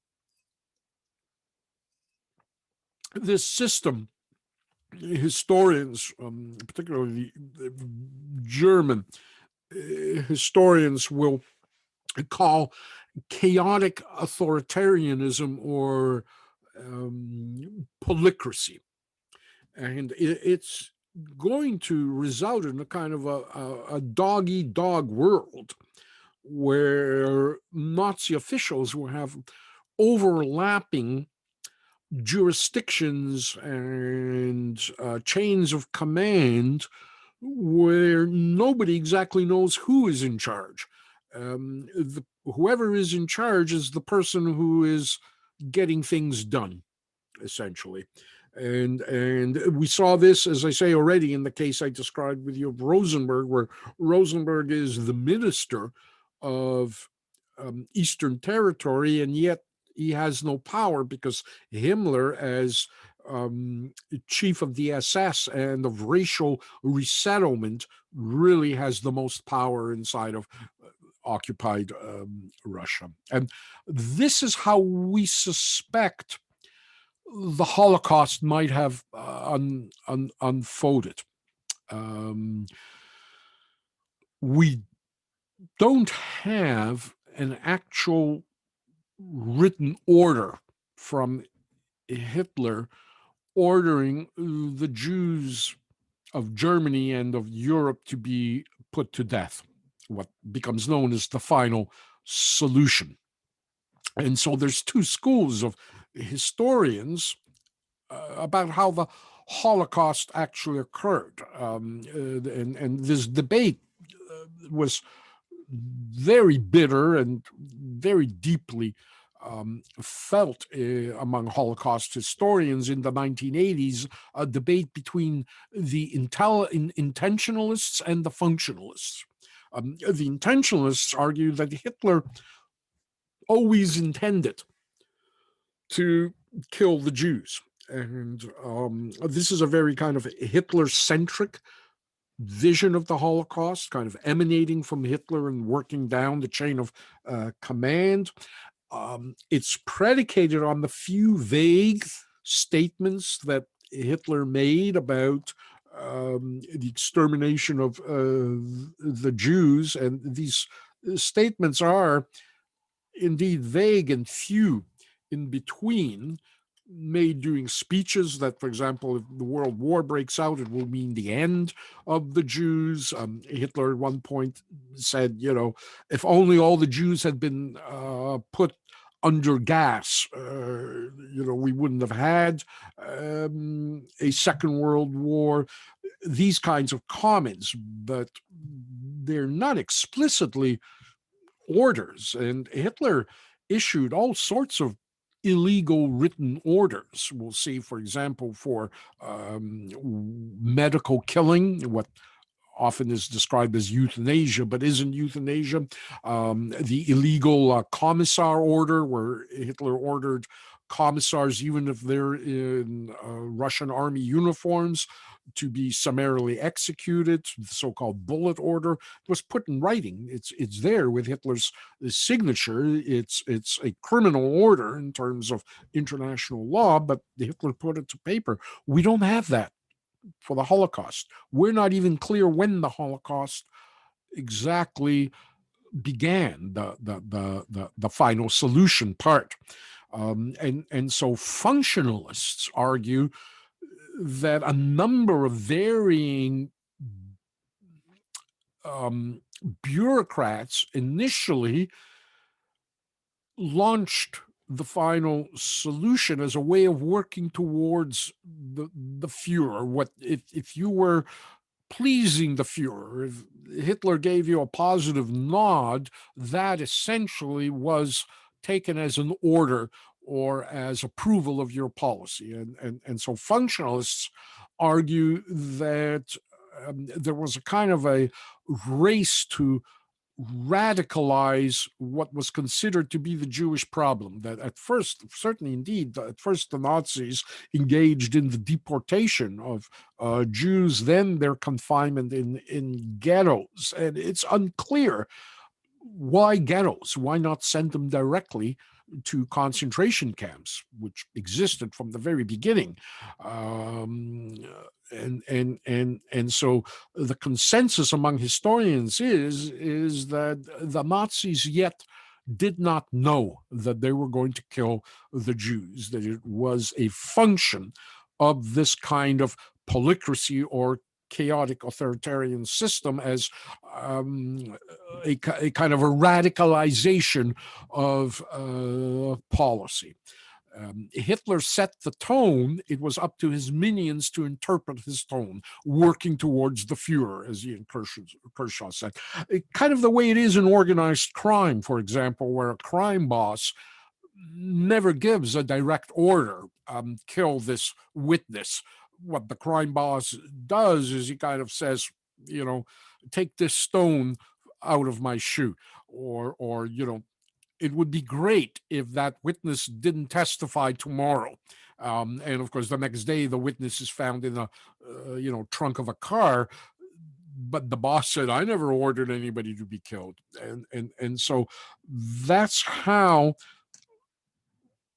the functionalist wing, which prevailed, in fact, in Holocaust history, we do think that there never was a concerted order, that the bureaucracy essentially radicalized itself into the death process of what the final solution became. The best book on the origin of the final solution is a recent book, recent within the last 20 years, by Christopher R. Browning, The Origins of the Final Solution and the Evolution of Nazi Jewish Policy from September 39 to March 1942. And even Browning can't exactly pin down the exact moment that the final solution is implemented, but historians kind of place it somewhere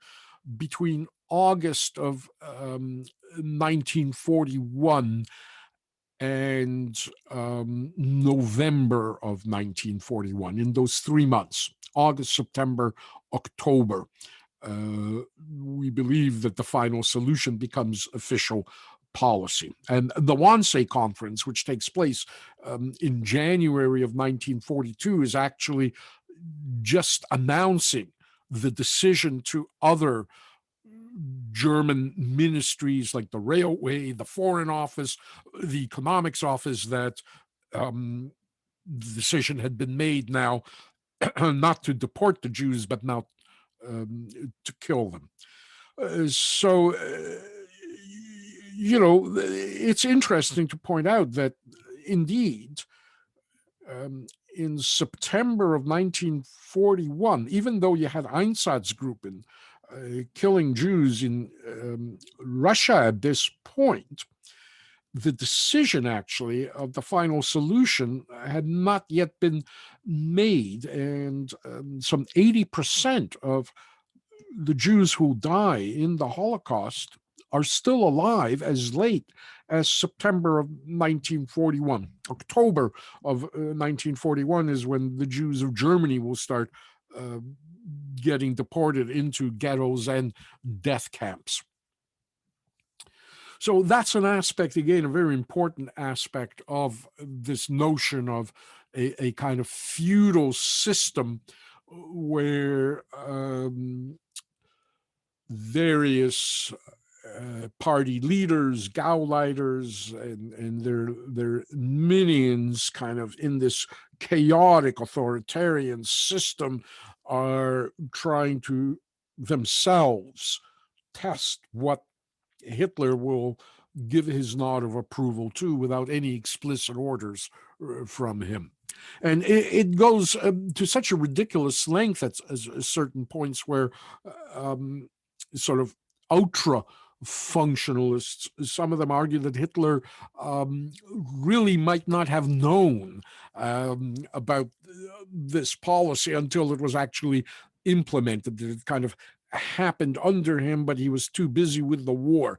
That's highly unlikely, but that's just, as I say, ultra functionalism on the one extreme end. So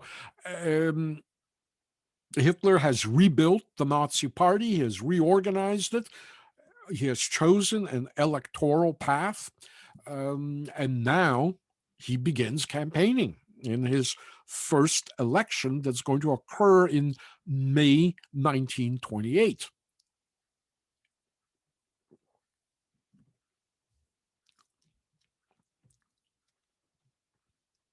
He appears certainly to be popular, many followers. The Nazi Party now is growing. I think by 1928, it may have over 100,000 members. So certainly it's with Hitler's activity, it's returning back to its previous membership.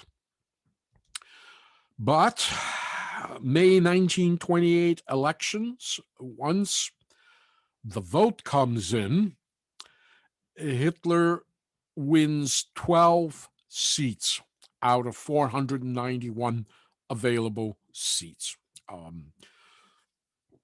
And if you look at this chart, which I hope you can see on your screens, you can see that the party that's been leading throughout all the elections has been the SPD, the Social Democratic Party. And the SPD has been governing Germany since January of 1919. You can see that the total number of deputies changes election to election. Remember, 60,000 votes for a party garner that party one seat in the Reichstag. So the more people vote, the more deputies they will be. And that's one way of, as well, looking at voter turnout. But you can see, again, just how poorly Hitler will do. Total deputies, May 1928, 491. SPD take 153. The communists, 54. You can see the communists are slowly creeping upwards. The center party, the Catholic Party, holds pretty steady, 64, 65, 69, 62. You have smaller parties like the Bavarian People's Party, the German Democratic Party, and so forth. There is the DVP and the DNVP, which are proto-Nazi parties, but of higher class leadership. Hitler's party is, as I say, a workers' party. Hitler presents himself as an alternative to the communists. The DVP and the DNVP present themselves as nationalists representing the middle classes and upper middle classes, although in fact the Nazi Party mostly will be supported by lower middle classes, shop clerks, small store owners, minor bureaucrats, and so forth, not as much by actual German workers. But the DNVP nationalists are just as anti-Semitic as the Nazis, but they don't consider themselves a revolutionary party. They consider themselves as an establishment party. And you can see they have an extraordinary 73 seats, the most seats after the SPD, in fact. Hitler, the Nazi Party, and you can see they're not running here because Hitler is in prison. And these two elections here, in May of 1924 and December of 24, when Hitler is in power, actually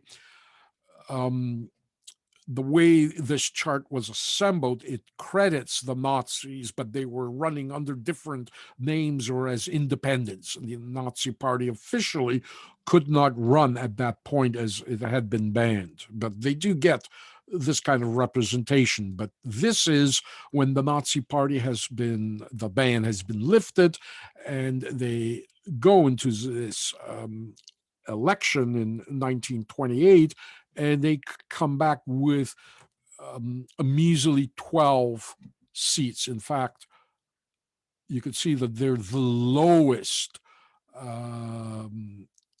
number of seats for any party.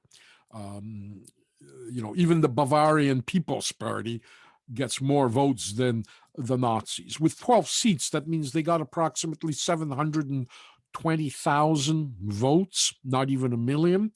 And they represent 2.6% of the popular vote.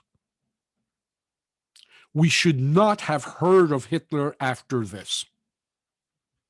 This should have been the end of Hitler. And in a way, it becomes that for Hitler. Hitler, by this point, is 39 years old. He is getting tired and demoralized. The pressure from the revolutionaries inside the Nazi Party now increases on Hitler. Members flee the party again to other, more successful right-wing groups. Hitler's beginning to contemplate retiring from politics, maybe doing something else. He, by now, is wealthy. He begins increasingly leading a private life, going on picnics with his favorite Nazis. He's yachting with girls. He's going on lunch dates with his niece, Gelly. In fact, he and Gelly are now having this affair. Hitler is extremely controlling and possessive of Gelly, and Gelly will eventually shoot herself, kind of under this pressure from her uncle. And a shooting that sometimes conspiratorial theories suggest that Hitler might have shot her, but evidence seems to point in the direction, unless it was completely falsified later when Hitler took power, evidence points in the direction that this was a suicide, that Gelly just became so frustrated with her uncle's control of her that she couldn't take it anymore, and she took Hitler's pistol and shot herself on his bed while he was away. Hitler was indeed, as far as available evidence, Hitler was out of town the day that Gelly shot herself. So Hitler essentially is asleep, or even better, he has been put to sleep by the voters in Germany. Why? Why this decline in popularity of the Nazi Party? Well, partly it has to do is that the German economy has been significantly brought to recovery with huge American dollar investments in Germany under the so-called Dawes Plan. The Dawes Plan was intended to invest surplus money in Germany to rebuild German industry and a tax base from which the Germans could draw reparation money that they could pay to the French and the British, so that the French and British can settle their debts with the United States. So this money wasn't directly given to Germans. This money would have been deposited in a bank in Switzerland known as the Bank of International Settlements, and through credits from the bank in Switzerland, Americans could invest in equity positions in German companies. This is the restart of BMW, Mercedes-Benz, IG Farben, all these big German companies, Siemens, Bayer, are going to be refunded and refinanced with American investment money coming out of the Bank of International Settlements, a bank that's still working today. And as well, reparation payments would have been now paid out through that bank. And so German industry now is heavily invested in by Wall Street, essentially. And we see that most German companies are partly owned as American subsidiaries. This is all the investment of US companies in Germany in 1943, in the middle of the Second World War.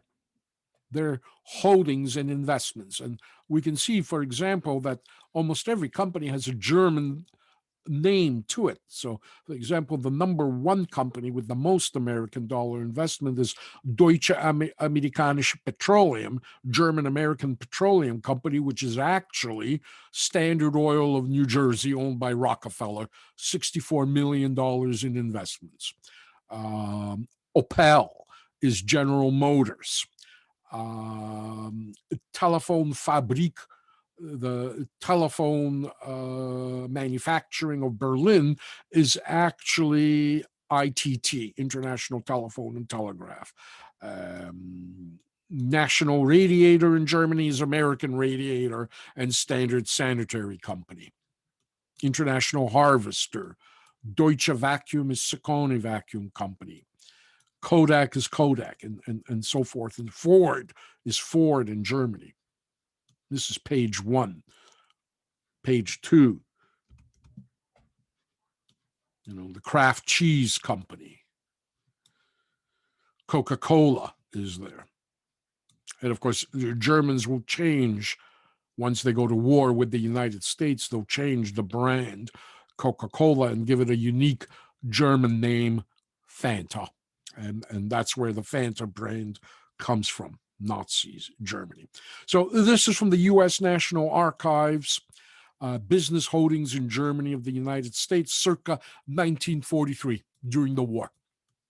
And so it's through the bank in Switzerland that shareholders, American shareholders in this company, can collect their dividends on shares even as the Nazis are at war. Ford is building trucks for the German army that, on board those trucks, they as well put weapons platforms that are killing American soldiers, while Ford is paying out dividends to American shareholders through the Bank of International Settlements in Switzerland.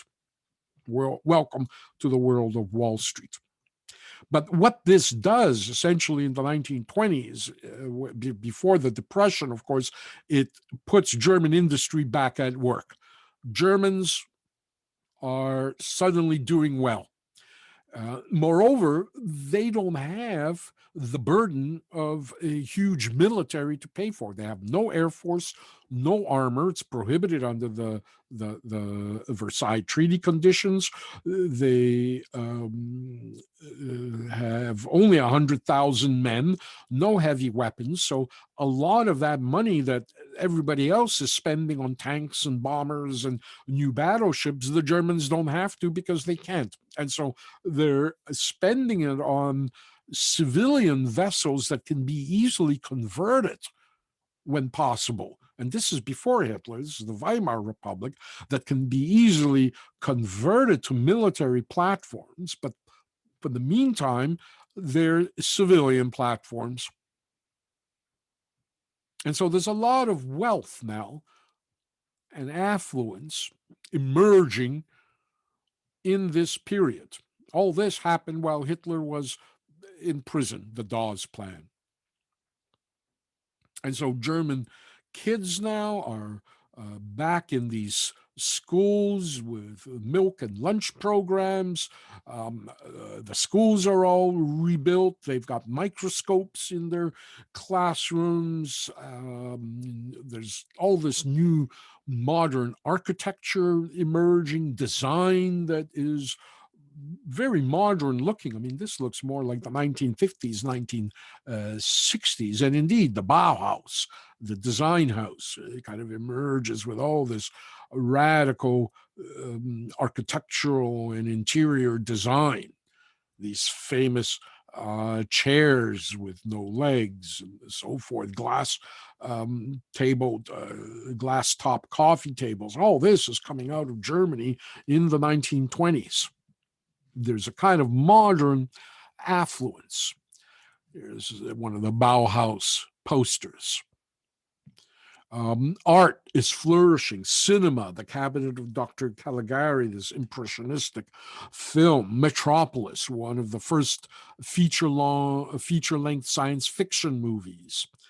There's indeed a kind of a consumer, almost decadent affluence in German society, a kind of openness that maybe we would not see again until the sexual revolution in North America in the 1960s, early 1970s. This kind of hedonistic world that the Germans find themselves living in, where anything is possible. There are no limits.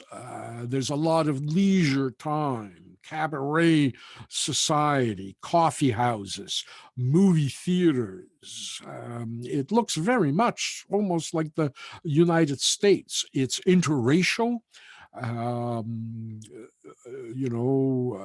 Jazz, of course, is huge in Germany in this period. There's, of course, as well, gay clubs, transvestite bars.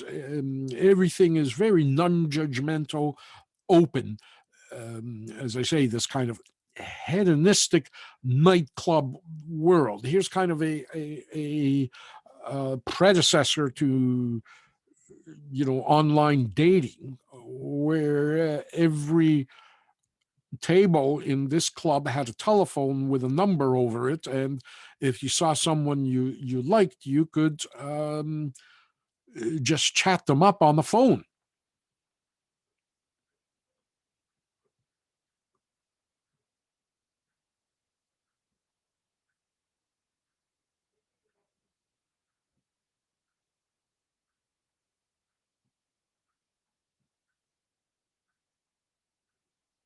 Theater, and very socially critical theater like Metropolis, who kind of looks at a future of worker suppression. You have the same thing unfolding in German theater, in German art. Everything that Hitler hates, this kind of decadent art. And so there's a kind of exuberance in German society in the 1920s that literally spills into the street. Nazism, anti Semitism, for the German people, for most of them, it's a joke. It's a Halloween costume. Nobody is interested in the Nazi Party. Its time is over.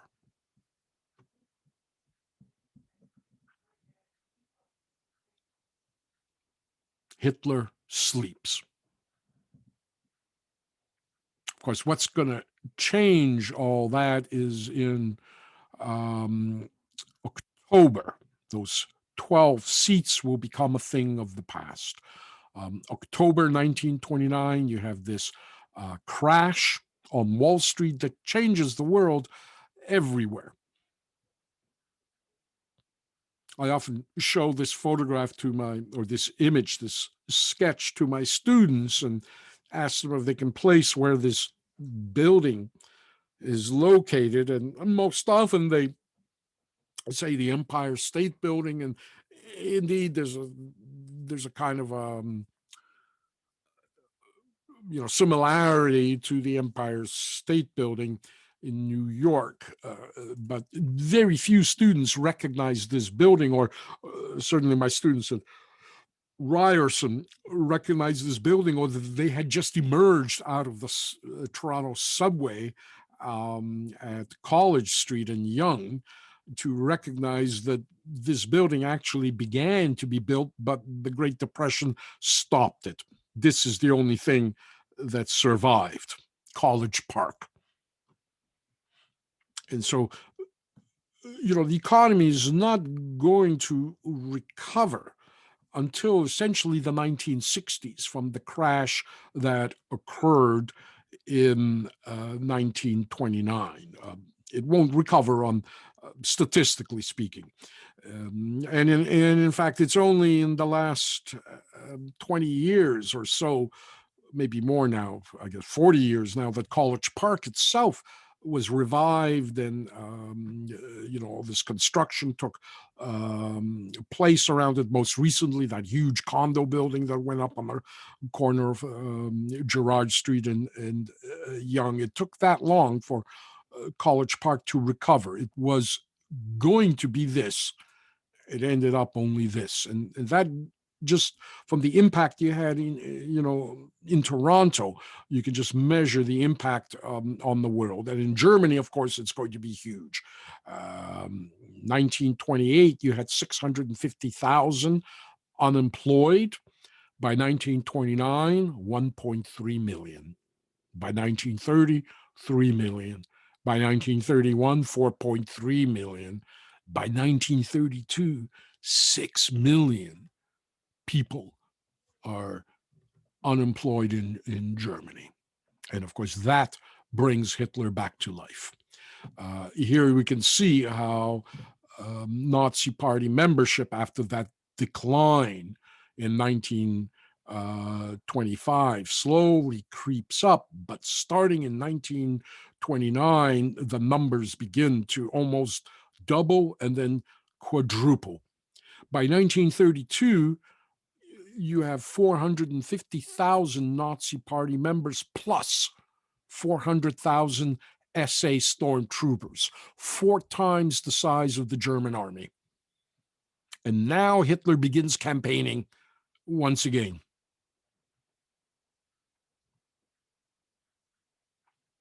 A lot of money is poured into Hitler's campaign.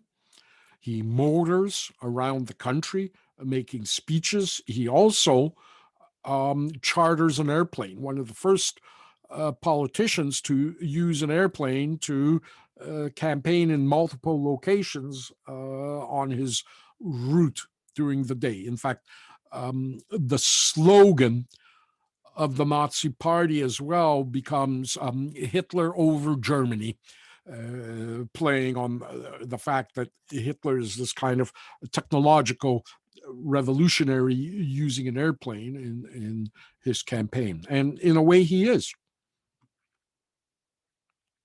Hitler will now begin making all these dramatic, charismatic speeches that are performances. Hitler will promise that he'll make Germany great again. He laments how other nations have taken advantage of Germany. He professes his deep love for the German nation.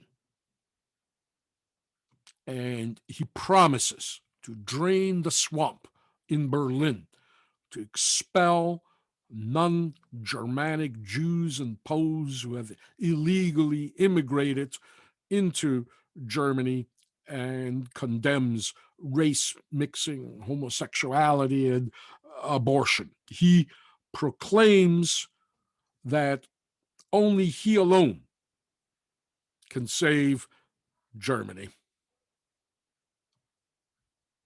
He's the one. And I'm not gratuitously inserting these images of Trump here, nor am I suggesting that Trump was or is a Nazi. However, Trump's strategy, his appeal to the American people, was almost exactly the same kind that Hitler made. And it might not be a coincidence. This is an article from the Toronto Sun from 1990, some 25 years before Trump had been elected as president of the United States. And the article reports that in kind of the divorce proceedings between Ivana and Trump, Ivana testified that Trump had by his bedside a copy of Mein Kampf.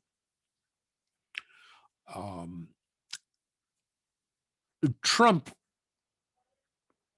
claims that it was given to him by the head of Paramount Pictures, Martin Davis.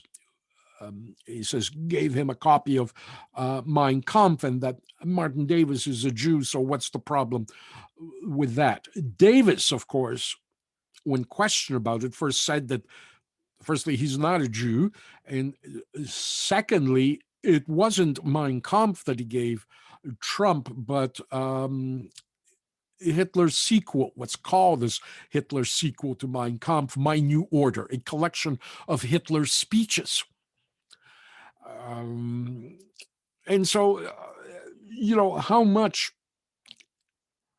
Trump was shaped by the speeches he read, Trump is, of course, not noted as a great reader, but maybe skimmed through or somebody read to Trump. But certainly what was Hitler's appeal to a German people now in the state of depression, economic depression, and I guess psychological depression, still feeling the sting and humiliation of the First World War, feeling that they've been essentially punished by the world, exploited by the world, by the allies that had defeated them, disrespected. It's the same message, essentially, and the threat of outsiders. In Trump's case, Mexican immigrants coming across the border.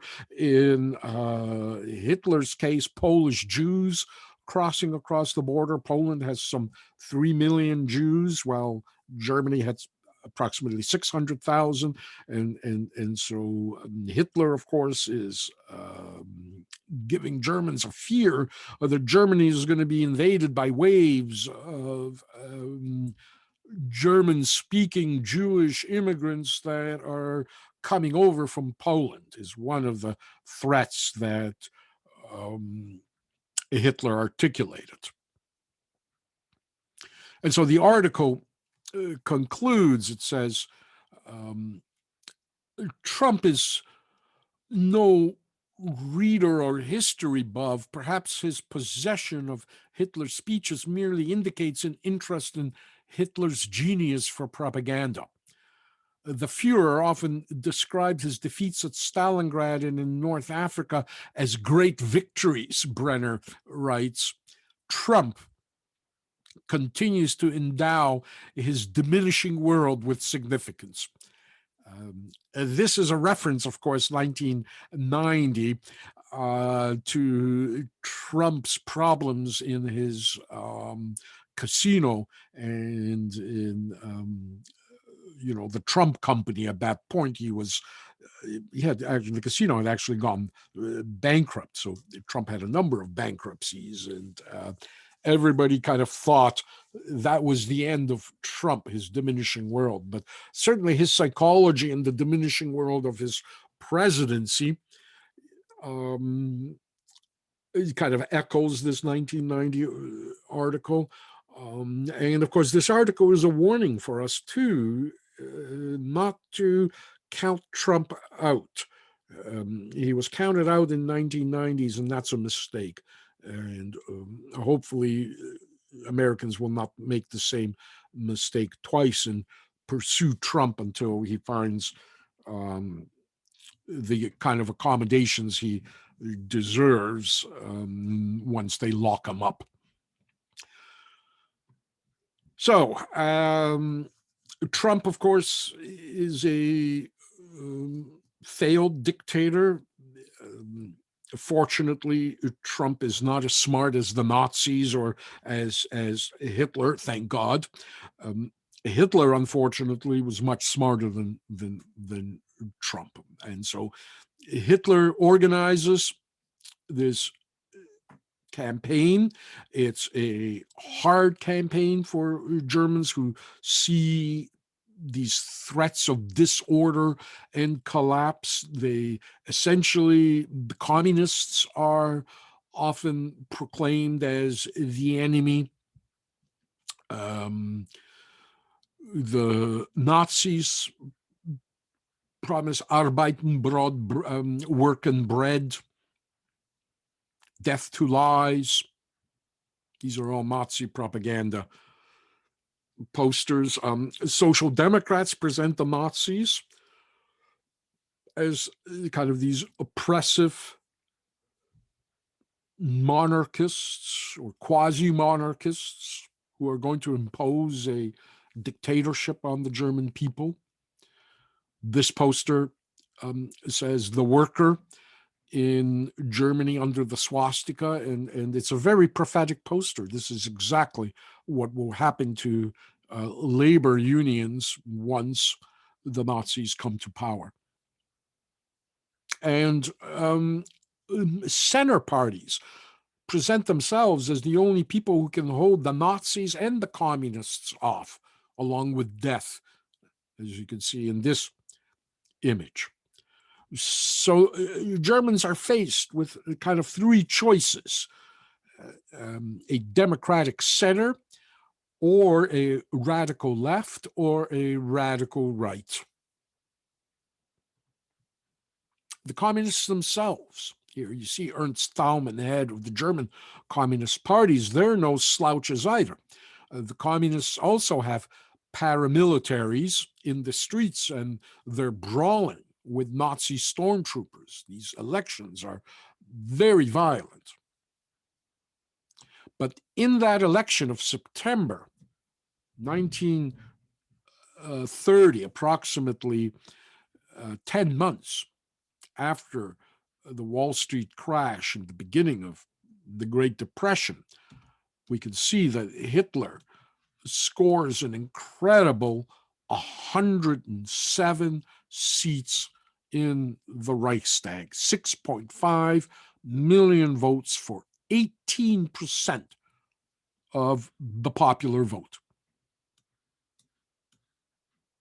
The only party that has more is the Social Democratic Party, 143 seats, and they've lost 10 seats. Obviously, the Social Democrats, since they were the ruling party, are going to take the biggest hit in these elections.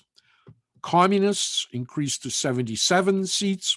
The Central Catholic Party maintains its kind of in the 60s seats,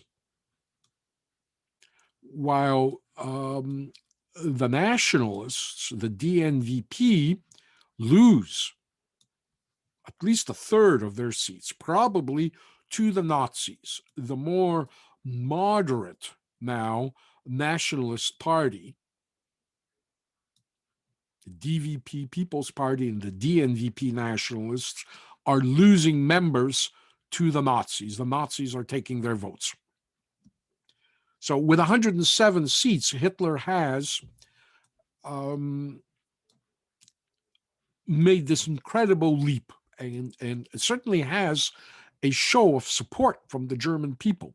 And Hitler now presents himself to the president, Hindenburg, and asks Hindenburg to give him a chance at forming a government, since he has this vote of confidence from um, the German people. Hindenburg refuses. Firstly, Hitler at this point is not even a German citizen. He's still a citizen of Austria, and one of the provinces that has a Nazi provincial government will give him a provincial appointment that will automatically give him German citizenship. That's how eventually Hitler will get his German citizenship. But Hindenburg despises Hitler for a number of reasons. Hindenburg, first of all, considers Hindenburg the Junker, considers Hitler vulgar, low class. Hindenburg would tell his associates, he says, this little Austrian corporal will never be the chancellor of Germany. I will never appoint him. And so Hitler now is turned down by Hindenburg. And Hindenburg will now appoint once again the leader at that point of the Social Democratic Party, Heinrich Brüning, to form a minority government coalition. As before, no party has ever had a majority in the Weimar Republic. And of course, Brüning will become known as the austerity chancellor. He is going to attempt to turn the deepening depression with cuts in government spending. That, of course, now returns poverty, unemployment, austerity, instability to Germany. The depression worsens. Nobody is able to deal with the continued declining state of the economy, continuing rise in unemployment. Brüning will at the same time ban the Nazi Party and the SA as being too violent. Eventually, Brüning can't keep it together. And Hindenburg now dissolves the Social Democratic government and decides that he's going to appoint a new chancellor from a new party, from a different party. He chooses Franz von Papen of the Catholic Center Party. It only had 68 votes, far less than Hitler had. And yet, in his hate for Hitler, Hindenburg, and the Nazis, Hindenburg refuses to appoint them. Instead, he chooses Franz von Papen.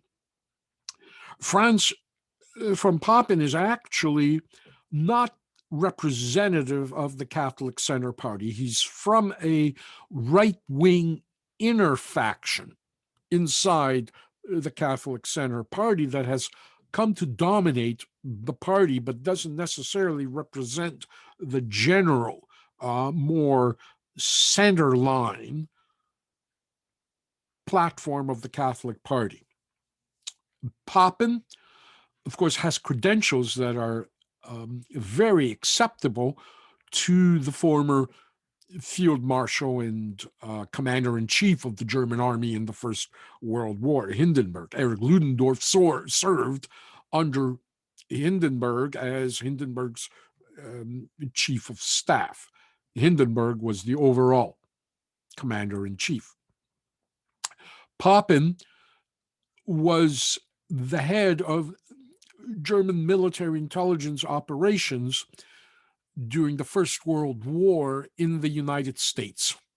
In fact, you're looking at a picture of Papen in 1917 when his sabotage operations in both the United States and in Canada were revealed. And once the United States went to war against Germany, Papen would be expelled from Germany. He worked undercover out of the embassy in Washington with a number of other German intelligence officers and created quite a lot of damage, sabotaging when the United States was a neutral country and supplying munitions to the British and French. The Germans were sabotaging munitions factories. This is the famous bombing of a munition storage area in a pier in Jersey City, Black Tom Creek, that the Germans blow sky high.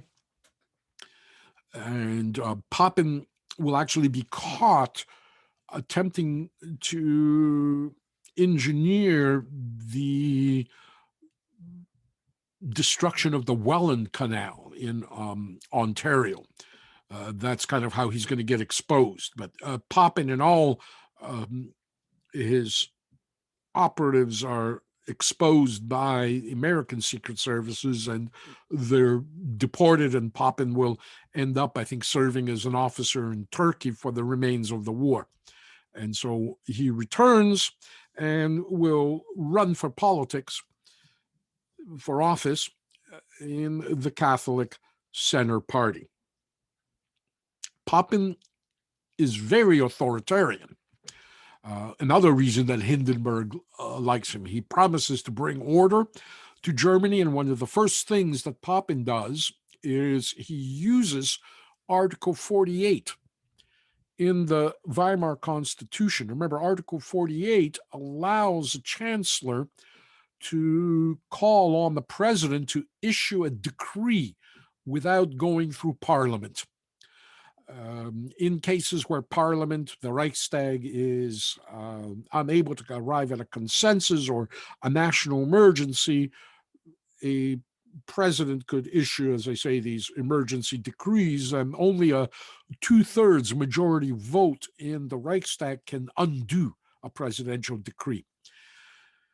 And so Papen now asks Hindenburg to give him the power to purge the German Interior Ministry, which is the police, of socialists, of Nazis, of communists, of any radical factions among the police, and as well in the civil service. And he just forces them out into the street. And Hitler notes this, what Papen has done, and how Papen as chancellor can dodge the Reichstag, go around the Reichstag, if the president is willing to issue a decree.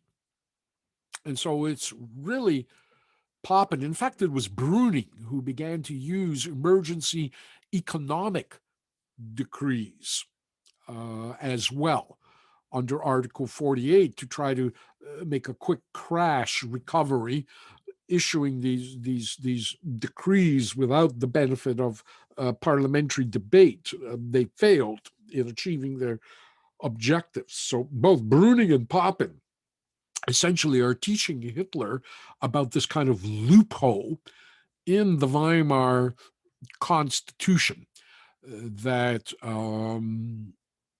might become available to the Nazis if only the Nazis are given an opportunity by Hindenburg to form a government.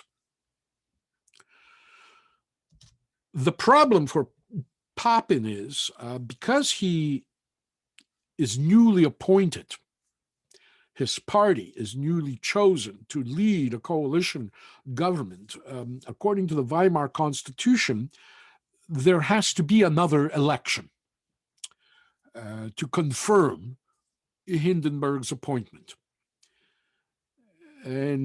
or Hindenburg's new appointment. And so Papen now offers Hitler to lift the ban on the Nazi Party and the SA if Hitler promises that he will support a Papen coalition government if Papen wins, sufficient number of seats in the upcoming election. Hitler makes that promise. And it's a very violent election. This is July of 1932. Some 100 people are killed during this election, mostly in clashes between the SA and communist paramilitaries. Some 1,000 people are injured, but when the election results come in, the result for the Nazis is spectacular. Here, again, you can see 230 seats for the Nazis.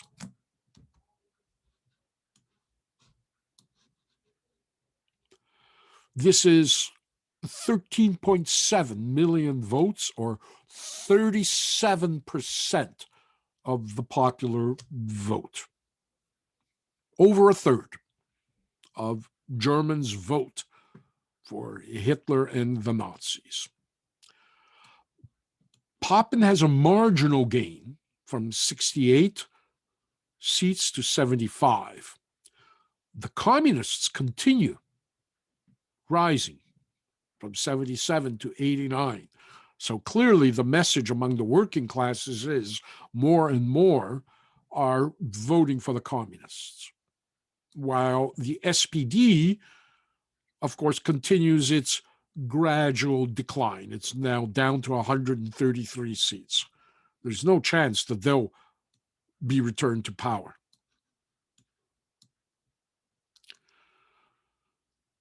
With 230 seats, the Nazis actually have the most seats of any party. In fact, if you look through all the elections that took place from January 1919 to July of 1932, the Nazis have actually won the most seats that any party had ever won in any one of these elections.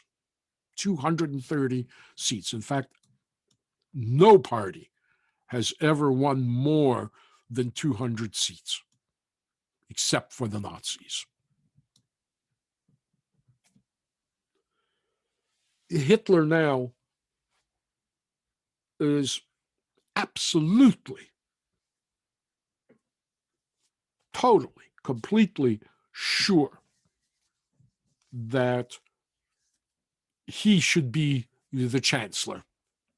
And so when he meets with Papen the next day about backing his 230 seats behind Papen's miserable 75 seats, Hitler backs out of the deal. He demands that he be appointed chancellor, and he wants at least 3 cabinet posts in the new government to be given to him. Papen offers Hitler the vice chancellorship. Hitler refuses. This refusal, of course, triggers another rebellion inside the Nazi Party. My God, we got our foot in. We can be part of the government. Why are you, Herr Hitler, not willing to at least come in as vice chancellor? Hitler refuses. And now Hitler goes before Hindenburg with his 230 seats and demands that Hindenburg appoint him as chancellor. Hindenburg instead humiliates Hitler. Hindenburg is aware of the deal that Hitler had made with Papen. And Hindenburg now makes it public that Hitler is a liar and a cheat, that Hitler had promised to support the Catholic Center Party if they win in the election, if they have sufficient seats to form a government, and that Hitler now is backing out of his promise and cannot be trusted. This is a huge humiliation of Hitler, both inside his party and outside of his party. And so Papen now is called upon to form a government again.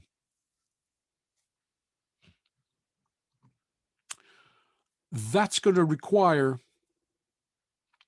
another election because Papen can't form a coalition. He either has to go to the communists or to the Nazis to form any kind of majority coalition.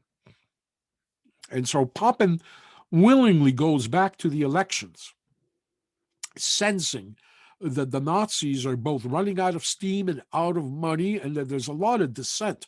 In fact, SA units are beginning to mutiny, and Hitler has to travel around Germany to make speeches to these various SA units, calling upon them to stop mutinying and back the Nazi Party in its march to power through the election. But many radicals in the Nazi Party want to see Hitler go now and take their own path. And certainly they would have entered a coalition government, at least get their foot into the door. As I say, Papen senses that the Nazis are running out of both steam and money, and he asks Hindenburg to give him a blanket decree dissolving the Reichstag and sets the new elections for November 6, 1932. Hitler is not only portrayed as untrustworthy, but something worse. Between the two elections, a gang of SA men trample a communist miner who's involved in attempting to unionize mine workers.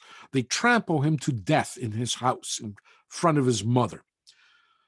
When they're sentenced to death by the courts, Hitler sends a telegram in support of them, which reads, quote, "From this moment on, your freedom is a question of honor to us.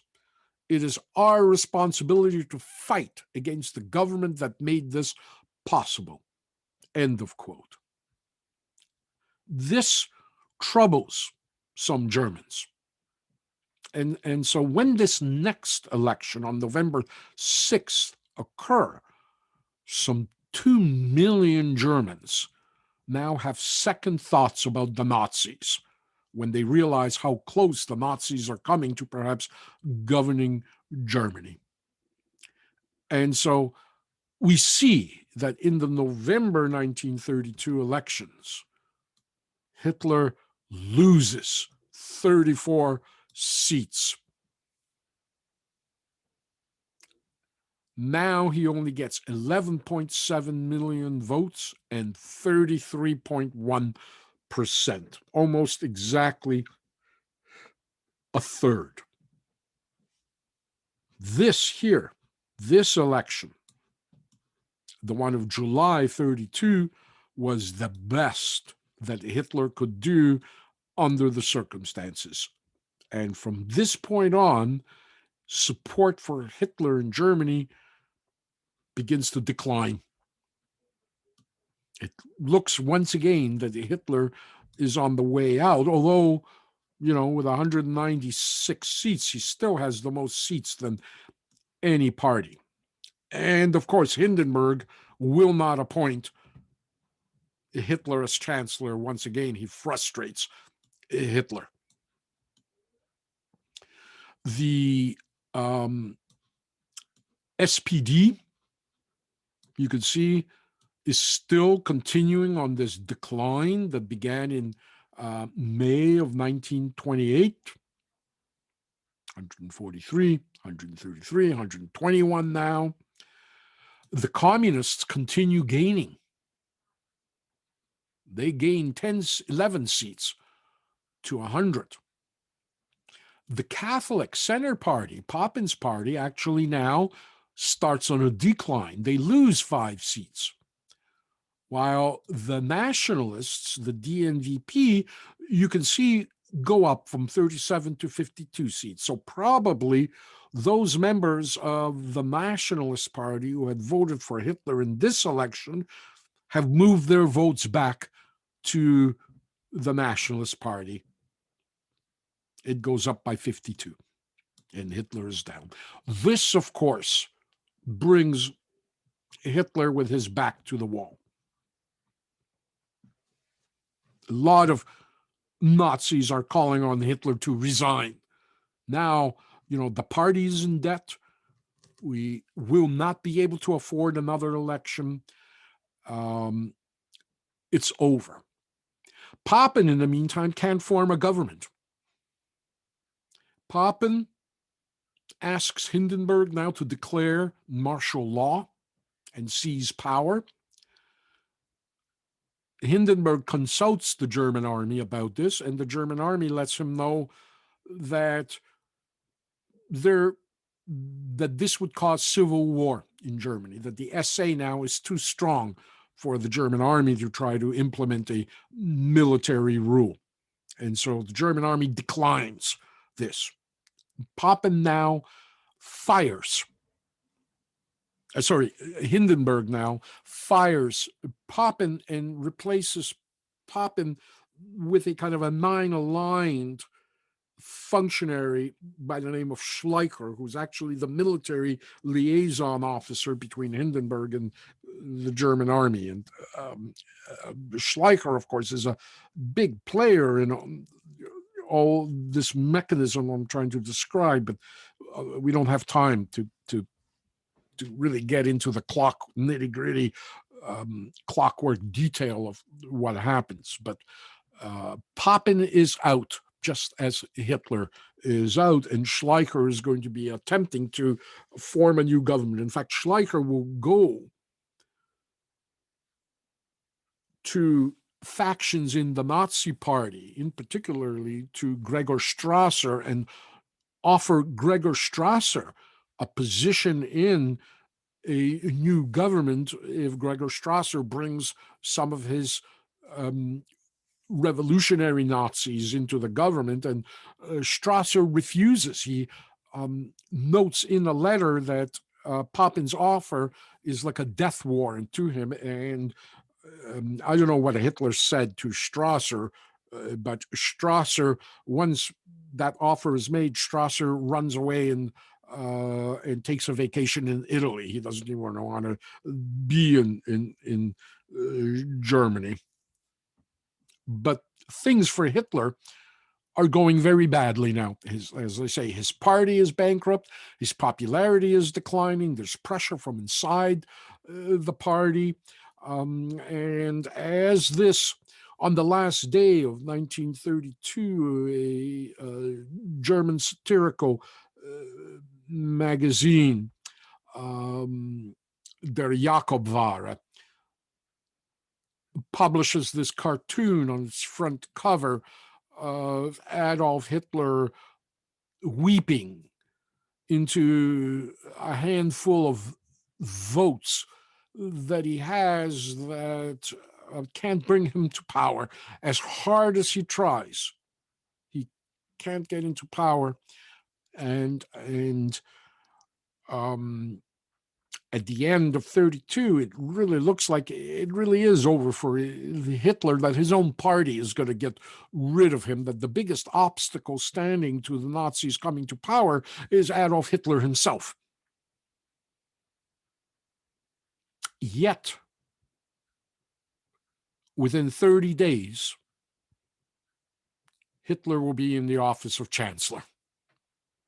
And that in itself is a remarkable testament to Hitler's survival instincts and the serendipity of history.